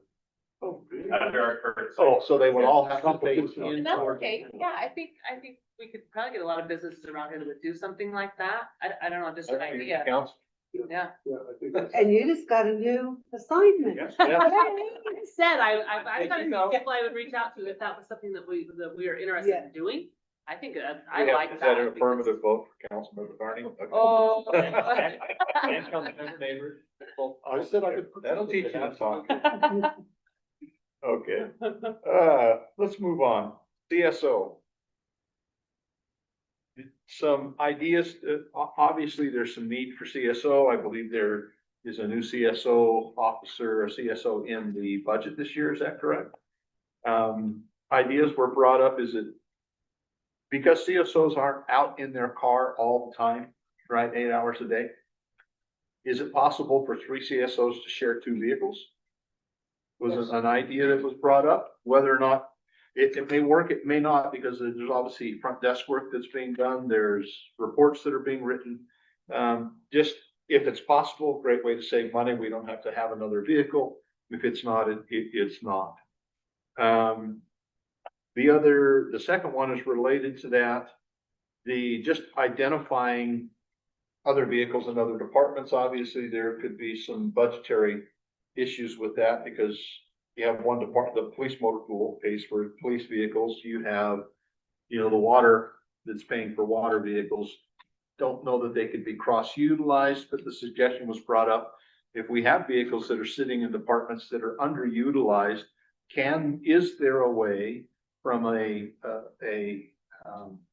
accounting standpoint and also from a logistics standpoint that we can use those underutilized vehicles more than having to buy a new vehicle? I think. Anything to add, Sandy? Brenda? Mike? No.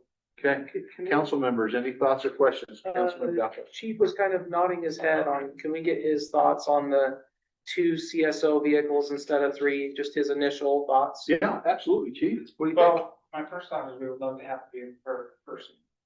But we've done less with, or done more with less. We can certainly look into that as far as rotation of the cars. Sure. We can hold off on rotation of the cars, use an older car and rotate those through that extended time frame, and that can save us, for sure. Well, I think the subcommittee understands that you're trying to balance financial efficiency with performance efficiency as well, right? It's kind of counterproductive to have a CSO that can't get out and do something because we're being efficient on the vehicle side. And we understand that all weighs into it, just asking to look at it. Wonderful. And I guess my only point there is that if we're trying to push to have more, enforcement, kind of goes too. Well, and that's the discussion, and that's what we understand is that, is it possible? From a pragmatic standpoint, it may not be possible. Mathematically, it may look like it makes sense, but from an actual implementation standpoint, it doesn't make sense. It kind of frustrates what we're trying to do. 4 hands or 5 hands, yeah, it could work, but at the same time, I don't want to be hamstrung by it. Okay. Anything to add to this? Okay. Public Works. Bullet point number 1 is an idea that's been floated around by a number of people over the years. But in our normal winters and in our heavy winters, we pay a lot of overtime in late night snowplow driving. The idea has been floated, and this again goes back to Public Works department heads, city attorney from a liability standpoint, and looking at from a policy standpoint, what kind of services do we want to provide residents? Is the suggestion is that we eliminate most of the overtime snowplow, except for the mains, 2100, 1700, 2600, 2850, 3100, Mountain Road, Fruitland, Washington. Those would be kept open because they're the main thoroughfares. And if you keep those open, just about everybody in the city's within a quarter mile of their home on a road that's been plowed. And then the rest of the way, you've got to get there yourself. Dog teams, whatever it takes. It's an idea that's been floated. It's an idea for you guys to consider. Councilman Pulver, how do you feel? And nobody will call us, just the council Yeah, members. Yeah. Yes. Definitely. Road, Budget committee. if your road not get plowed, call Councilmember Pulver. No, I get the point of it. Yeah. And I shook my head during part of it, but I'm like, nope, there's no way that there is a possibility that I even consider this. Because it's just, the massive safety issue is just all over the place. I mean, and it's sometimes the person's responsibility because they have ball tires trying to get down, but they'll slam into, and it's just a Yeah. main road. I mean, Yeah. anyway. Well, I think that's the main part. The problem is that once you get behind, you're not gonna get through it, and I. No, you get the I- ice on the road that doesn't come up with the plows. Yeah, no, it's foolish, I think. But remember, what we're doing this year is we're bringing up every idea that comes forward, right? You know, Bill. I don't- The subcommittee did not prejudge any ideas. It's coming to you. You're the policymakers. You're the financial, purse strings. You guys make the decisions on what is and what isn't appropriate to do. I agree with Chris. There would be a lot more accidents, I think, especially higher in North Ogden, and frankly, there's a lot of people that don't work 9 to 5. That work Well, graveyards and weekends, I and so, completely understand. Yeah. Yes, Councilman. I'd be interested in how much money we've really saved, and I don't know if Dave even wants to do that, but if it's the savings. I know are Dave wants to minimal, do that. Dave wants to do that tonight. If they're minimal, we should. you're gonna have more cops working overtime, getting all the accidents and tow trucks and, well, yeah. 'Cause I think you're- But that's, Yeah. property tax. Yeah, property tax. Well, and, you know, from this subcommittee, over the years, we've had ideas like, let's sell the street sweeper. And write an ordinance, right? Sandy, you remember this I do. suggestion. It was back when we were Wasn't having my votes. suggestion, let's make that clear. And we did not bring this to council, but there was a suggestion that we sell the street sweeper for several $100,000. And then write an ordinance that requires homeowners to maintain the curb and gutter in front of their home like they have to maintain the parking strip. So that each of us is taking care of the gutter in front of our home rather than a street sweeper going around and doing it. So yeah, there are a lot of interesting ideas that come through this subcommittee. The difference being this year, you're hearing them all. And in years coming up, I anticipate you'll hear them all. So, okay. Councilman Pulver, anything else you want to add? No. Okay, let's go to everybody's favorite, the Aquatic Center. These aren't going to be anything new, but these are ideas that were brought again to the subcommittee. First, just bite the bullet and raise the entry fee to whatever the cost is to break even. And instead of baby steps, 50 cents, $1 here, just raise it to whatever it needs to be. So obviously, there's a policy discussion involved with that. So we broke even, we actually made a little money last year, not a Right. lot, but we raised it this year, so does that show we're kind of trying to head that way? Or do you want us? Did that include depreciation though for replacement of the pool in the future?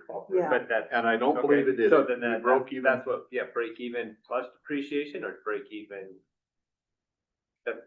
Well, I think that's a policy discussion. I think most of the committee would say break even, including depreciation. Anticipating that when the pool reaches its life expectancy, the community is going to want that pool rebuilt. I think generally, not all of the community, but I think a good portion of the community is going to want it rebuilt. And, you know, and that's also part of the consideration that came from the community is what is the long-term plan for the pool? It's got maybe 15 years left in it, before it has to be rebuilt or, you know, just a large expenditure put into it. What are the city's plans? And are we doing something now as a city to be putting money aside for that, whether it's depreciation or whatever?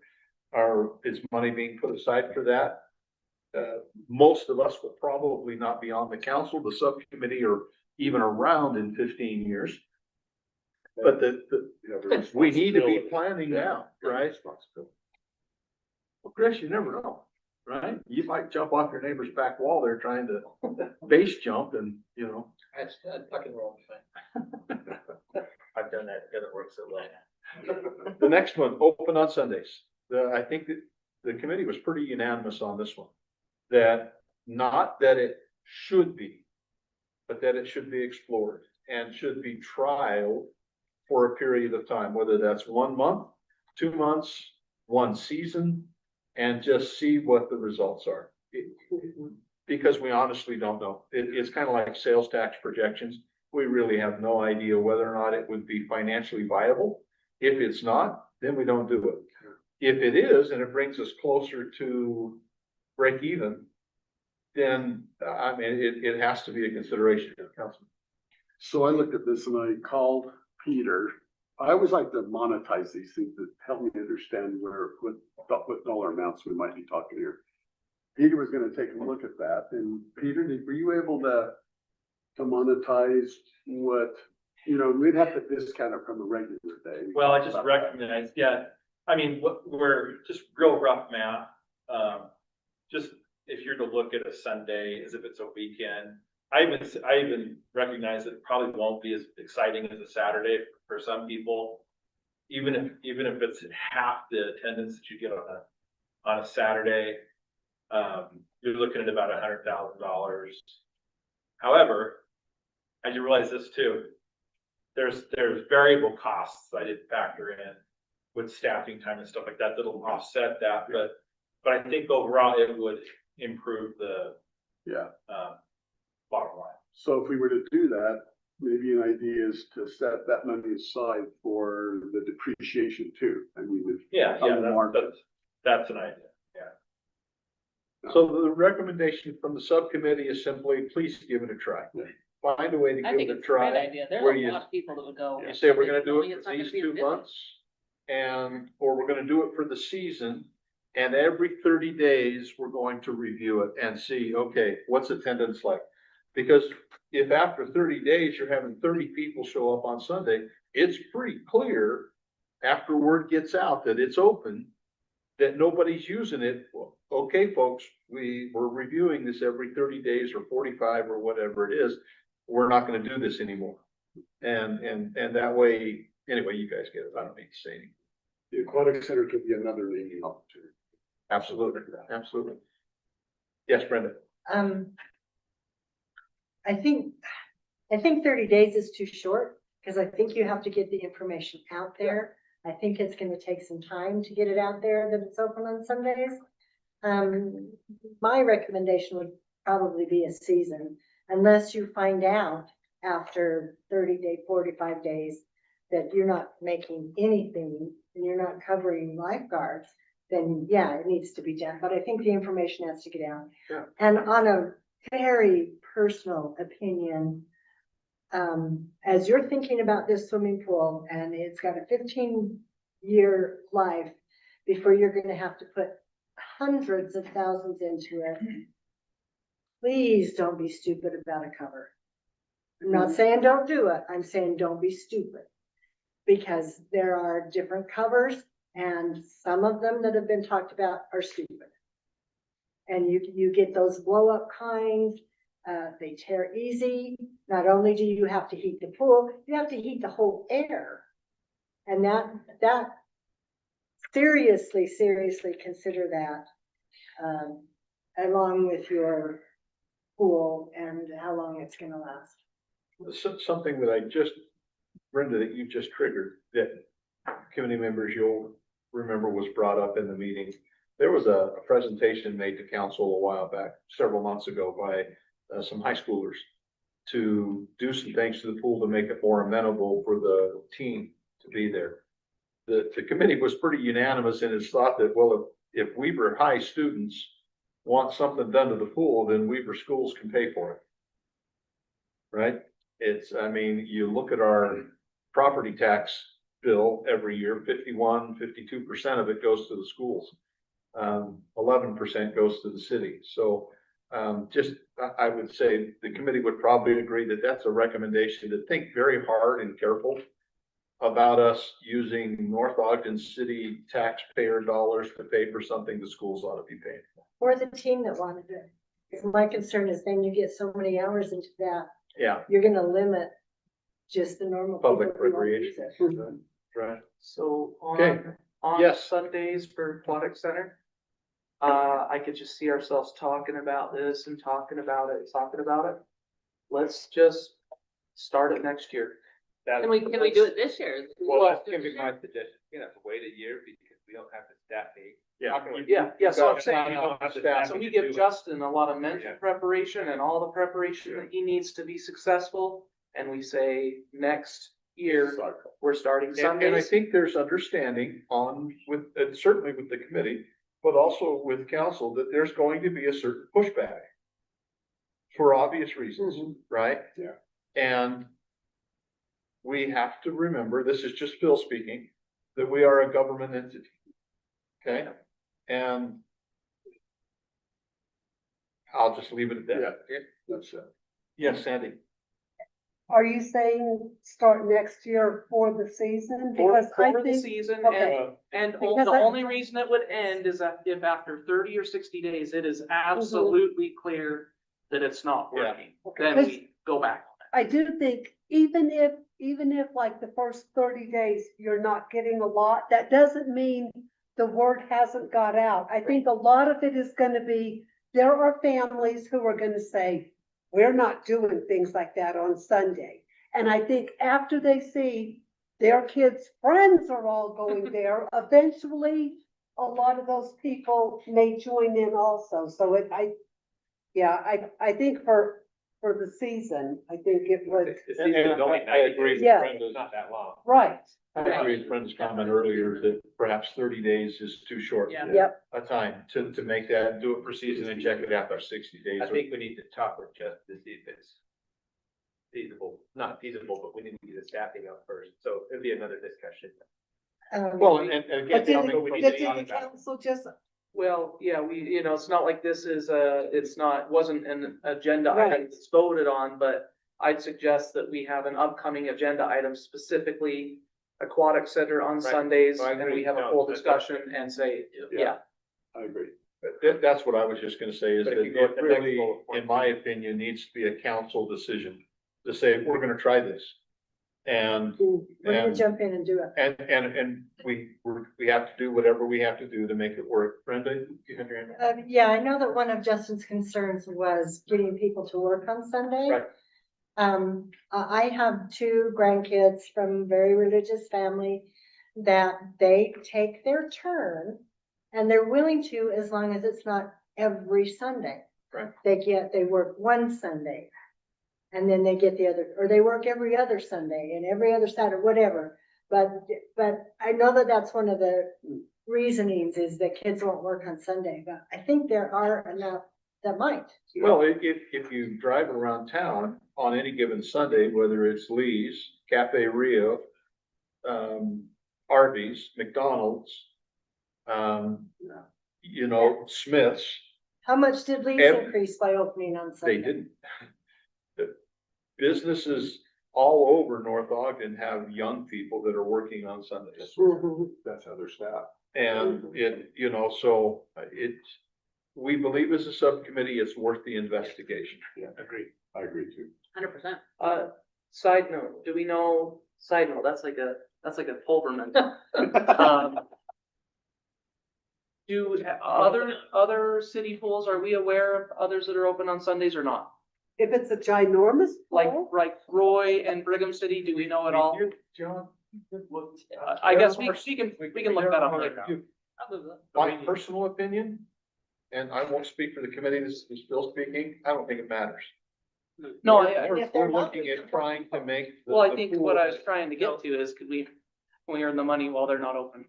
Well, look at COVID. That is the thing though. If They're closed you go and back and we're look at the open. COVID attendance, because we were the only pool that stayed open during COVID, we had massive attendance. Yeah, Because Roy and Brigham City and all the others were shut down and people were flocking to us.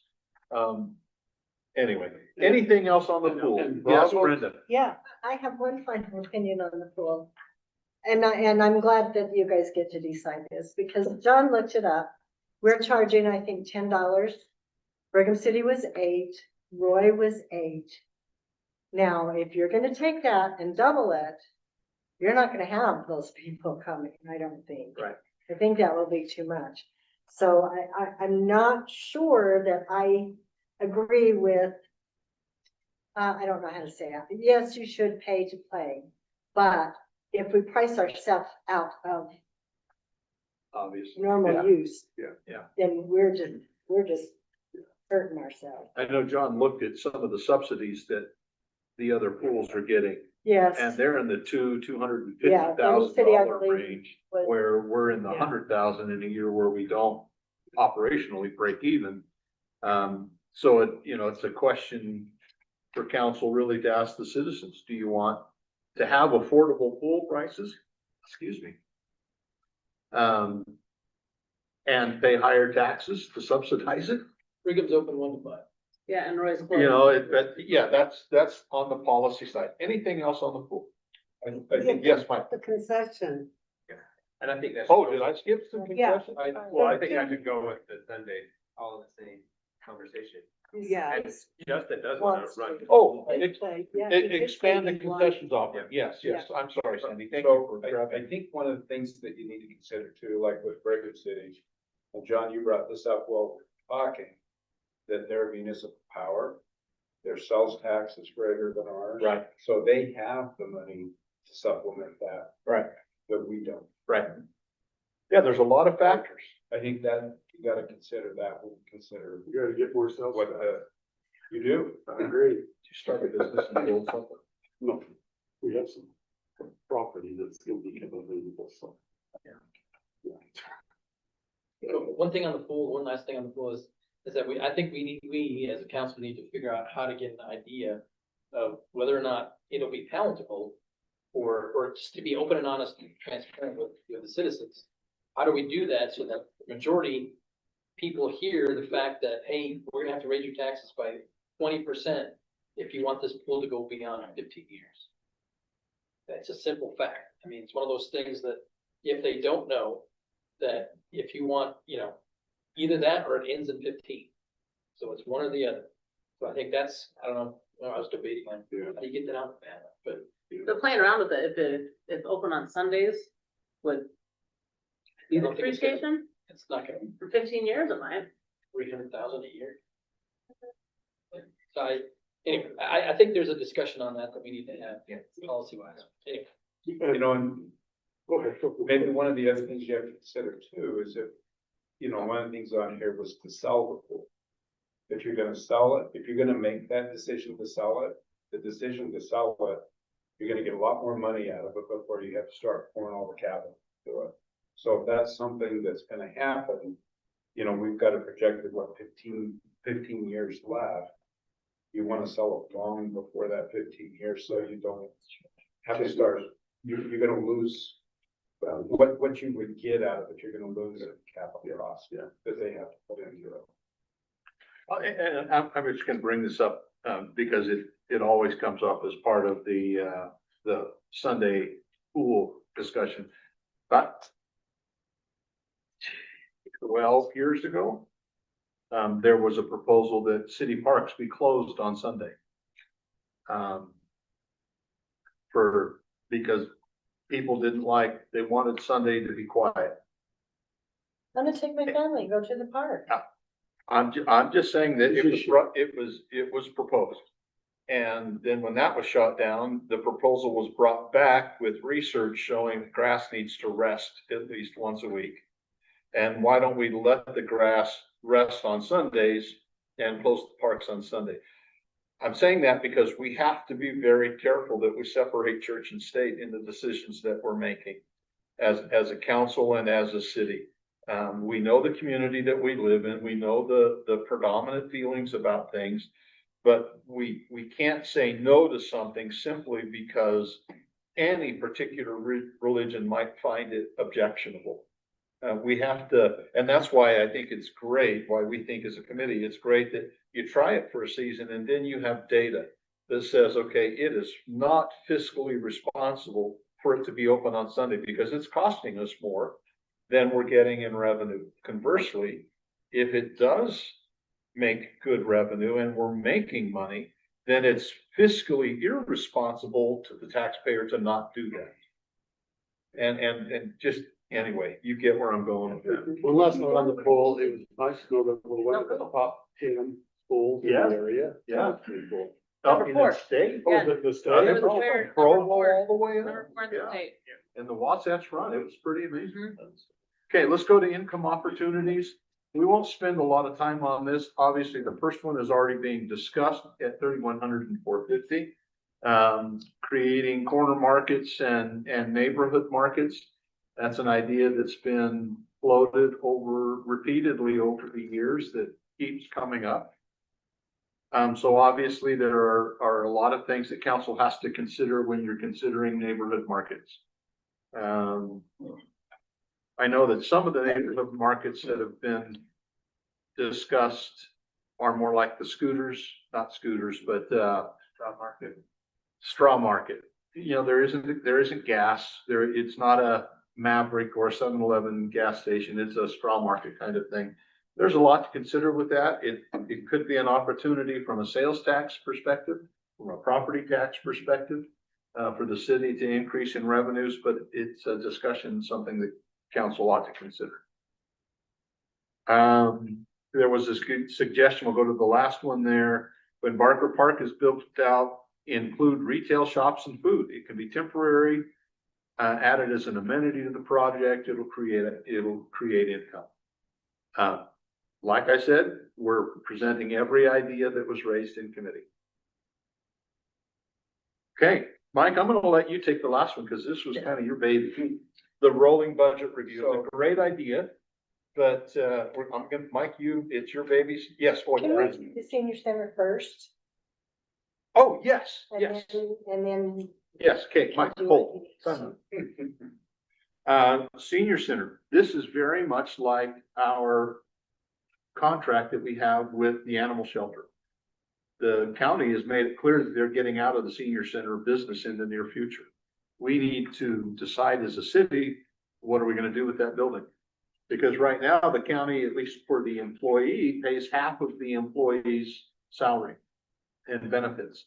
They also, through the health department, provide the meals. So when the county steps out of it, half of the salary is going to go away. The meals will probably go away. We believe as a subcommittee that now is the time to start discussing what's the future of that senior center. Will it become a community center versus a senior center only, where it's used more broadly by the community for community events and is more available to the community? Does it remain the senior center? If so, right now it's $60,000-$70,000 a year in subsidy to maintain it and keep it up and running from the general tax fund. So that will jump to 100,000 plus if we continue to have a full-time employee there and we lose the subsidy coming from the county. Add another, 30,000-40,000 if we are having the contract to provide the meals that are going on there. So there's a lot of potential extra expense depending on what the city decides to do with that. And just like the animal shelter, early planning is going to keep us from making a panicked decision as that gets close.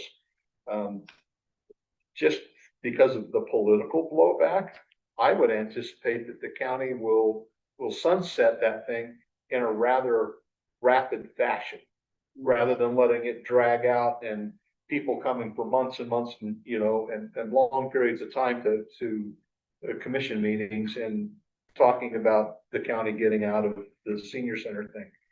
That's just my guess. But anyway, forward planning will help us make a better decision with what happens with the senior center. And of course, a part of that, we need to look at whether or not depreciation is being saved. Replacement is roughly 2042.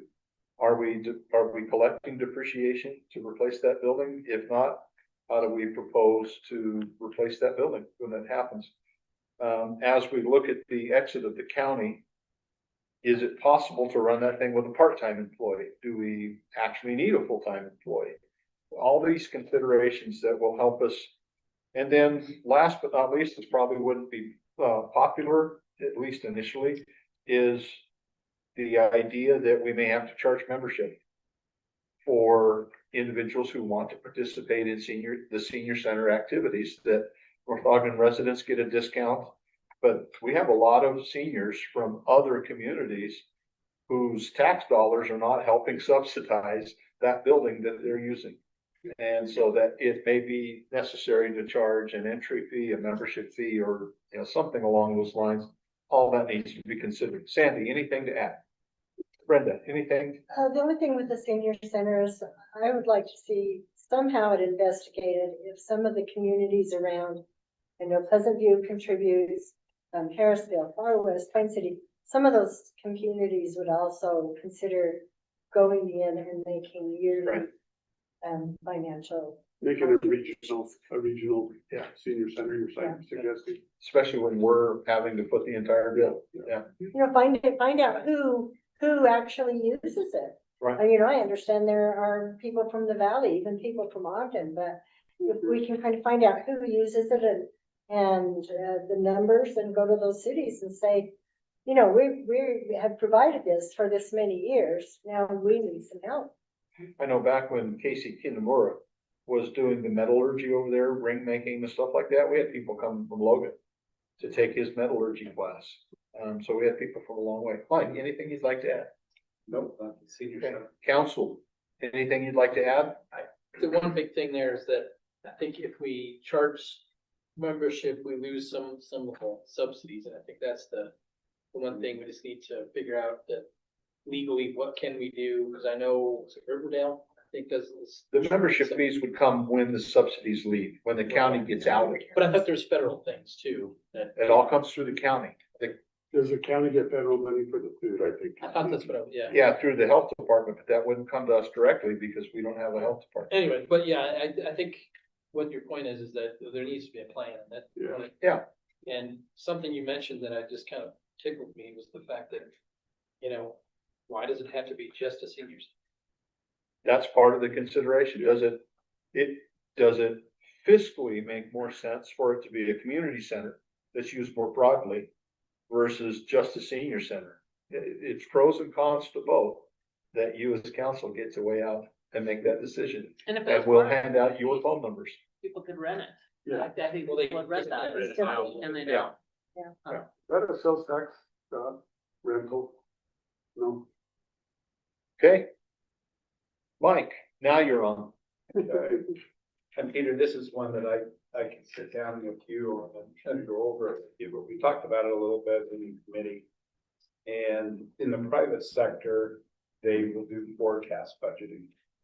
And that little example that I put in there, you would have 2 or 3 years worth of actuals for every line item in your budget. And then you have your current budget, and then you have a forecast for 24 months. And then you true that up on a monthly basis. So, and I'm not sure if it's something department heads would do, or if it would lie on Peter to true that up. But as you do that, you're creating essentially a 24-month budget cycle. So when you go to do this process again, you have built that budget out over the past 12 months. So it makes it a lot more simplistic. It catches a lot of the anomalies that happen. This past year, we missed some of the interest income in our budgeting process. And this would help flag some of that, because you'd have holes in it that would then start asking questions, why don't we have a number? Or why is this number 100,000 high? Why is it 100,000 low? So it becomes a tool for them. And Peter, I'm not sure if your program is such that you can throw a file out of it in Excel, that you then write a macro file that updates and then gets dumped into that on a monthly basis. But, and that's something I can sit down, Peter, with you and kind of go through what we did where I worked it became a very useful tool. And it helps you to forecast 24 months into the future from that point in time. So it's, you know, you create a 2-year cycle forward. Sandy, Just a- anything just you a want thought. to add? Brenda? Yeah. Council members, any questions or comments you have for Mike?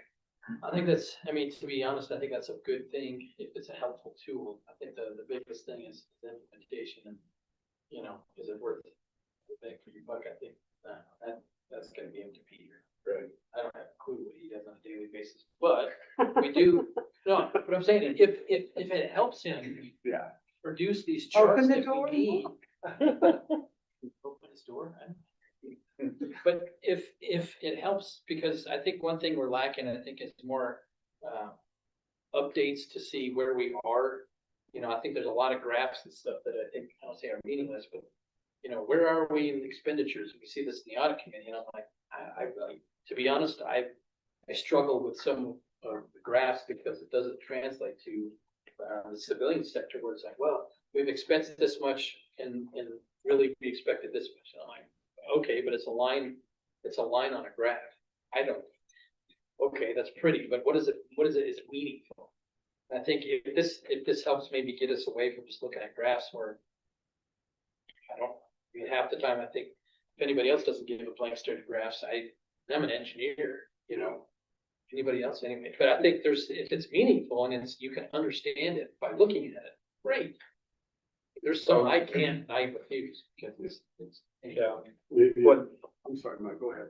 one of the things, like we were talking with the sales tax revenue.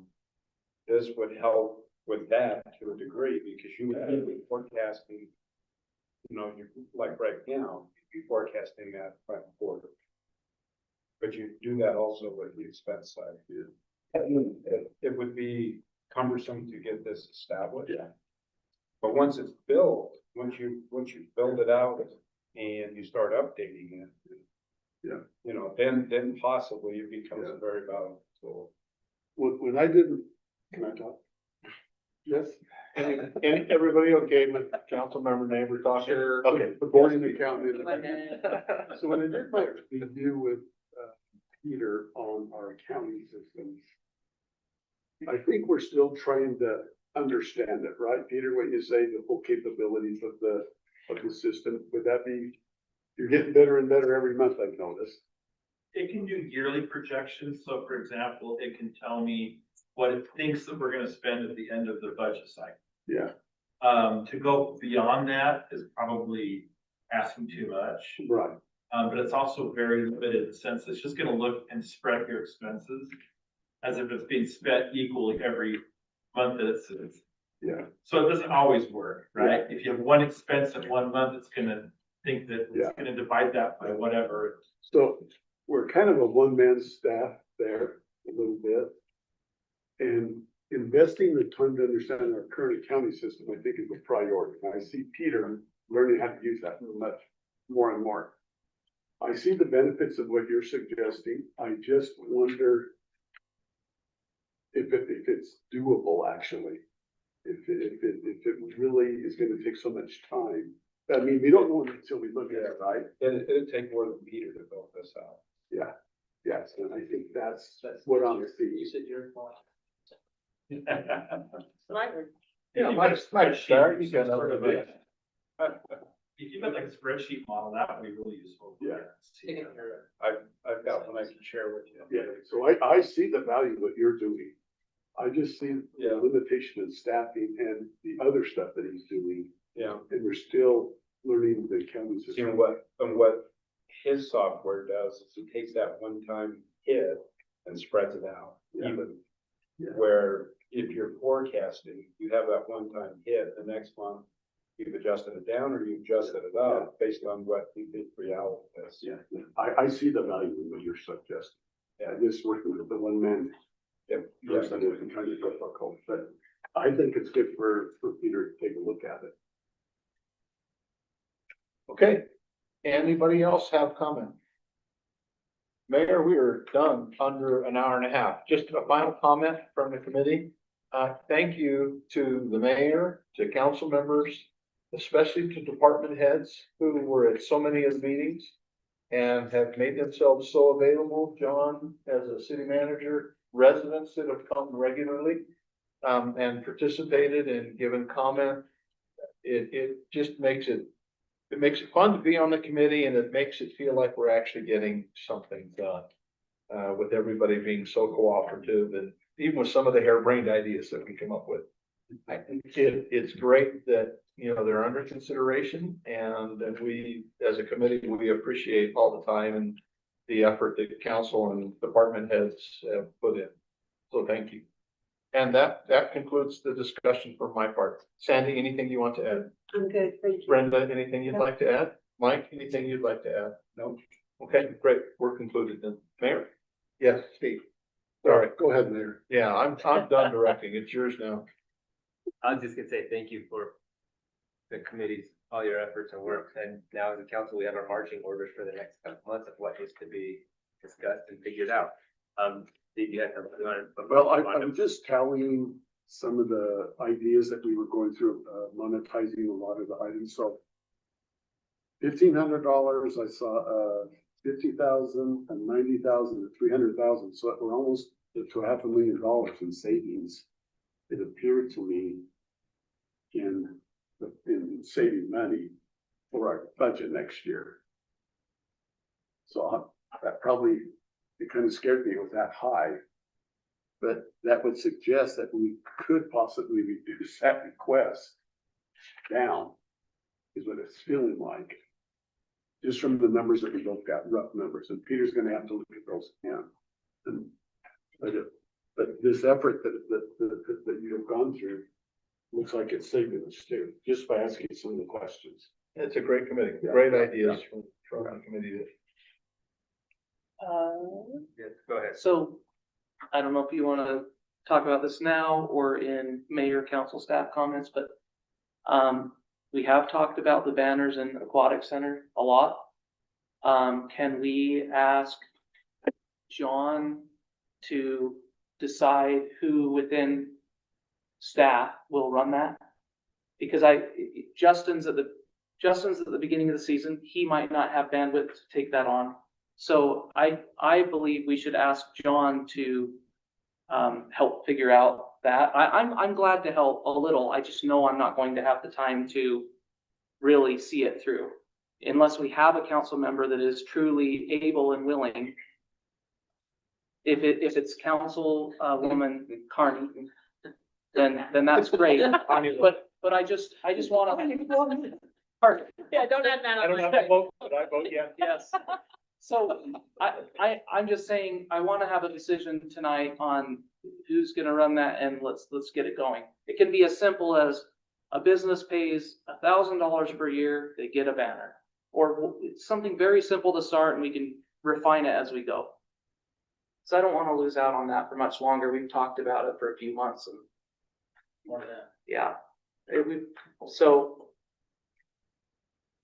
And honestly, as the budget committee, that's what we find frustrating. That's why we wanted to have this open Yes, discussion. and that's why I'm talking again about it. John, can you? John, what would you like us? Yeah, I don't want to just like say, go and do, but. We can start a campaign. Justin, you know, he's had this idea for a couple of years, and he just never has had the time, so it's probably a good choice to pass it on to somebody else. Okay. Can you then come back with something? Or do you want? The plan, or do you want us to just implement the plan? I think just implement. I think it's straightforward. I think it's something, as long as it's, I don't know how you get a market rate for something like that, but it seems like something simple, like $1,000 a banner, and you get it there for the season or something like that. And then they can decide every season if they're going to get back in or not. And we probably start with a few banners and say advertise here, call this number. Yes. I've added it to Monday.com, so we can discuss it further in staff. Okay, thank you. Yeah. Thank you very much. I love that. With a goal of having it implemented by August 1st. I'm just saying, because then. What we probably do is September, 4th of July. Yeah. we wanna get, it'd be nice to help the church banner next week so that they get the full season. Right. Because ideally you start discounting it as the season goes further. Yeah. And, but the banner cost will stay the same, because, cost to build the banner stays the same. Okay, thank you. I would just like to say thanks to you guys, like, I've learned so much, I mean, being new. And I've gone back and watched every one of them after you guys have had them, I'm not able to come during the day, but I have learned a ton. And very much appreciate your time, and all the suggestions are great. Thanks. Thanks for having the conversation. Yeah, that's Love it. awesome. Okay, we'll move on to public comments. These are our final comments as I'm being sold on my report. We haven't scared away all the public this time, so. No, you have not. I want to make Thanks for sure sticking we're around. clear on that. So, I'm gonna come to the front this time, so not people on my back. Kevin Burns, North Ogden. If I promise not to say anything next week, can I have a couple extra minutes? 5 minutes, Kevin. If I promise not to say anything next week. The Sunday opening of the pool will work out great for next year because July 4th is on a Sunday. So it'll line up great with Cherry Days on Sunday, so nice work. Councilor, so banner for you next week? Absolutely. You got I one up will. next week, there's your first one. I'll Yeah, do put it. the advertisement right next to Yep. it, so, the park conversation. Not all parks are created equal. And I think it would be good, I understand wanting to manage the park budget, but we have different kind of parks, Barker Park and the Pond Park and Loman View Park that have kind of been developed as, semi-regional type parks. Then we have some small parks. And I think it's okay to budget those, maybe categorize them as a level 1 or a category A or however we want to do that, so we know where the money goes and help us take care of those parks. So we had a couple conversations about parks. We had a conversation in the front, how we feel about parks, and we got into the bigger parks and talking about those. But great conversation. There's a lot there to discuss.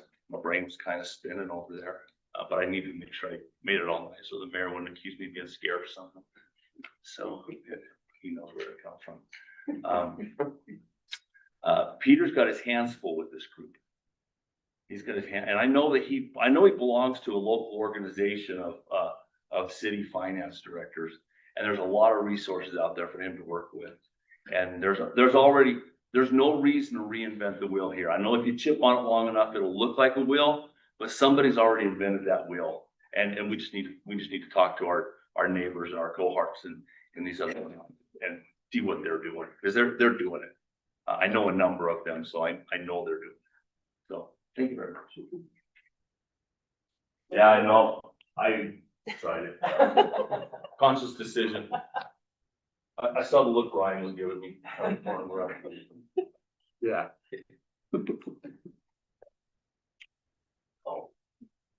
Okay. Not seeing any other public. We'll move on to our final mayor, council, staff comments. Start with staff. Ryan? Dave, Casey, Peter?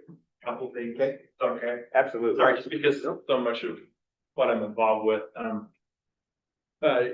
just on the yellow sheets, these are my comments going through what you guys have talked about today. On the yellow sheets, we're definitely gonna make those more user friendly in the future. So you can see the revenues and we'll allow staff to be a little more explanatory we have a line for it. We just need to use it more. Grants. Eyes up, gotta go home. Yeah. You can leave Grants, that we can do that. I've got experience doing that from other jurisdictions I've worked in, so. Sales tax, I think as long as we have a quantitative rule and we stick with it, whether it's like CPI or.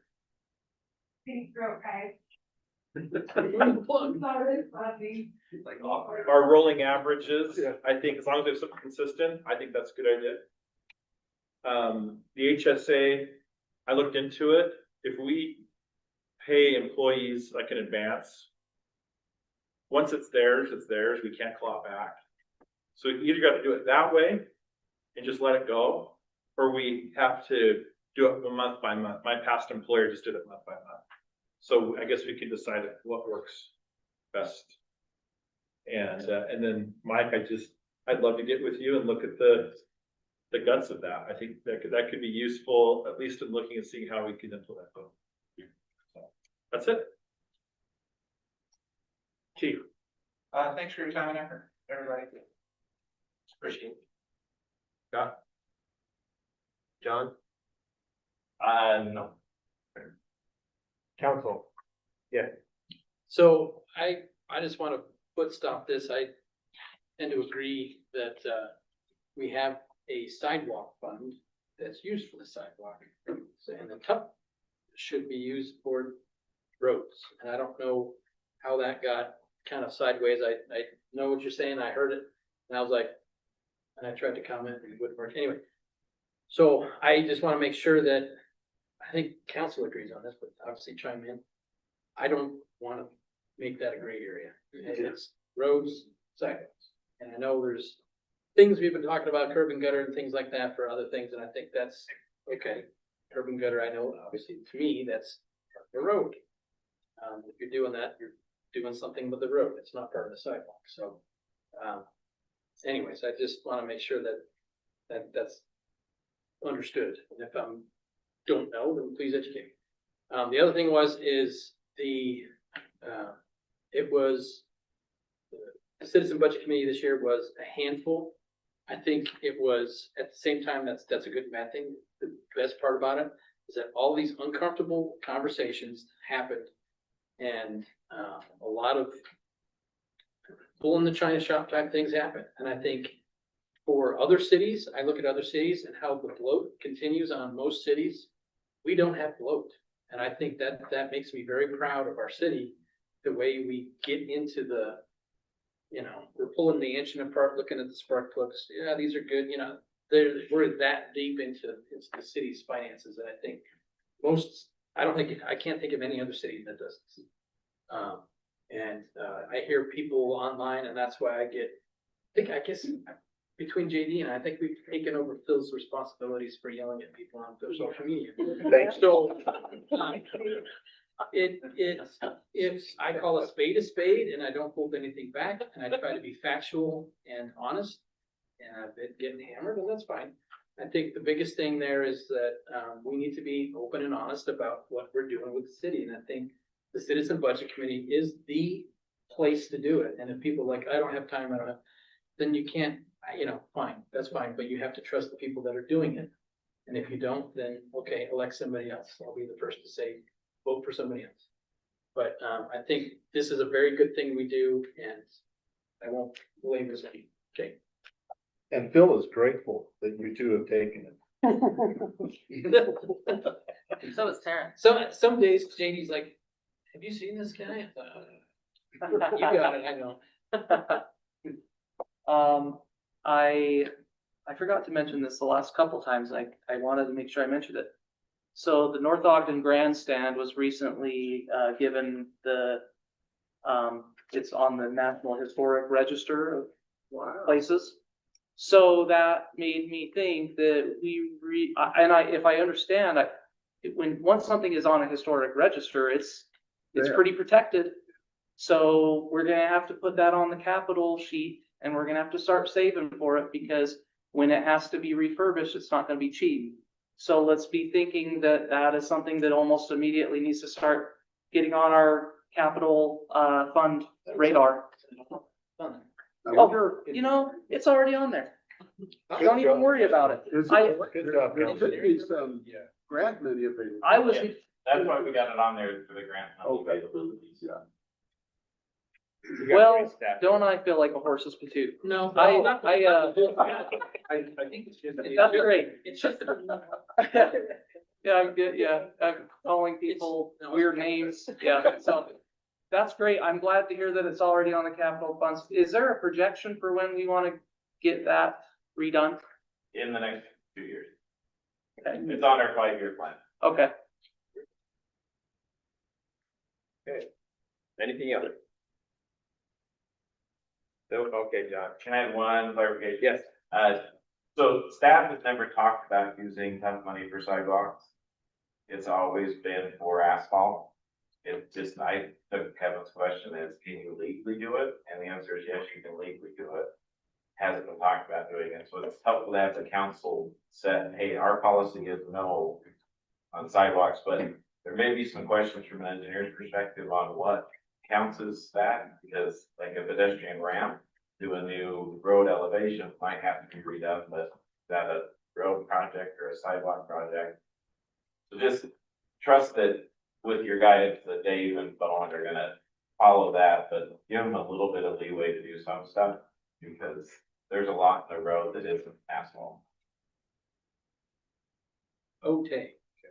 And then the last thing I have is June 22nd is when Plymouth wants to do their pickleball tournament with our council and their council. June 22nd? Yep. That's So in I'm 3 weeks supposed to from learn how to yesterday. play pickleball You got in 3 20 weeks. days. Yeah. I'm I gonna played, get your I played a squad couple on. times. I'm out. You know I'm out already. I will be contacting you to practice. I know he knows how to play. What time, you know? And, I think it's in the evening. I am I think golfing. they all play over there too. Not I think all their council actually plays over there. all of them. but Okay. most of them. So just hope you get a good partner.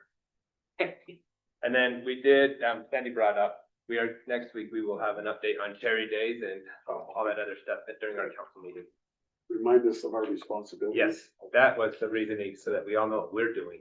Because staff has it planned really well, and they know what they're doing, but we don't know what they're doing. Okay, anything else? If not, be looking for a motion to adjourn. And Christina's not here, so we need Motion to somebody. adjourn. There we go, thank you. Oh, Hard enough.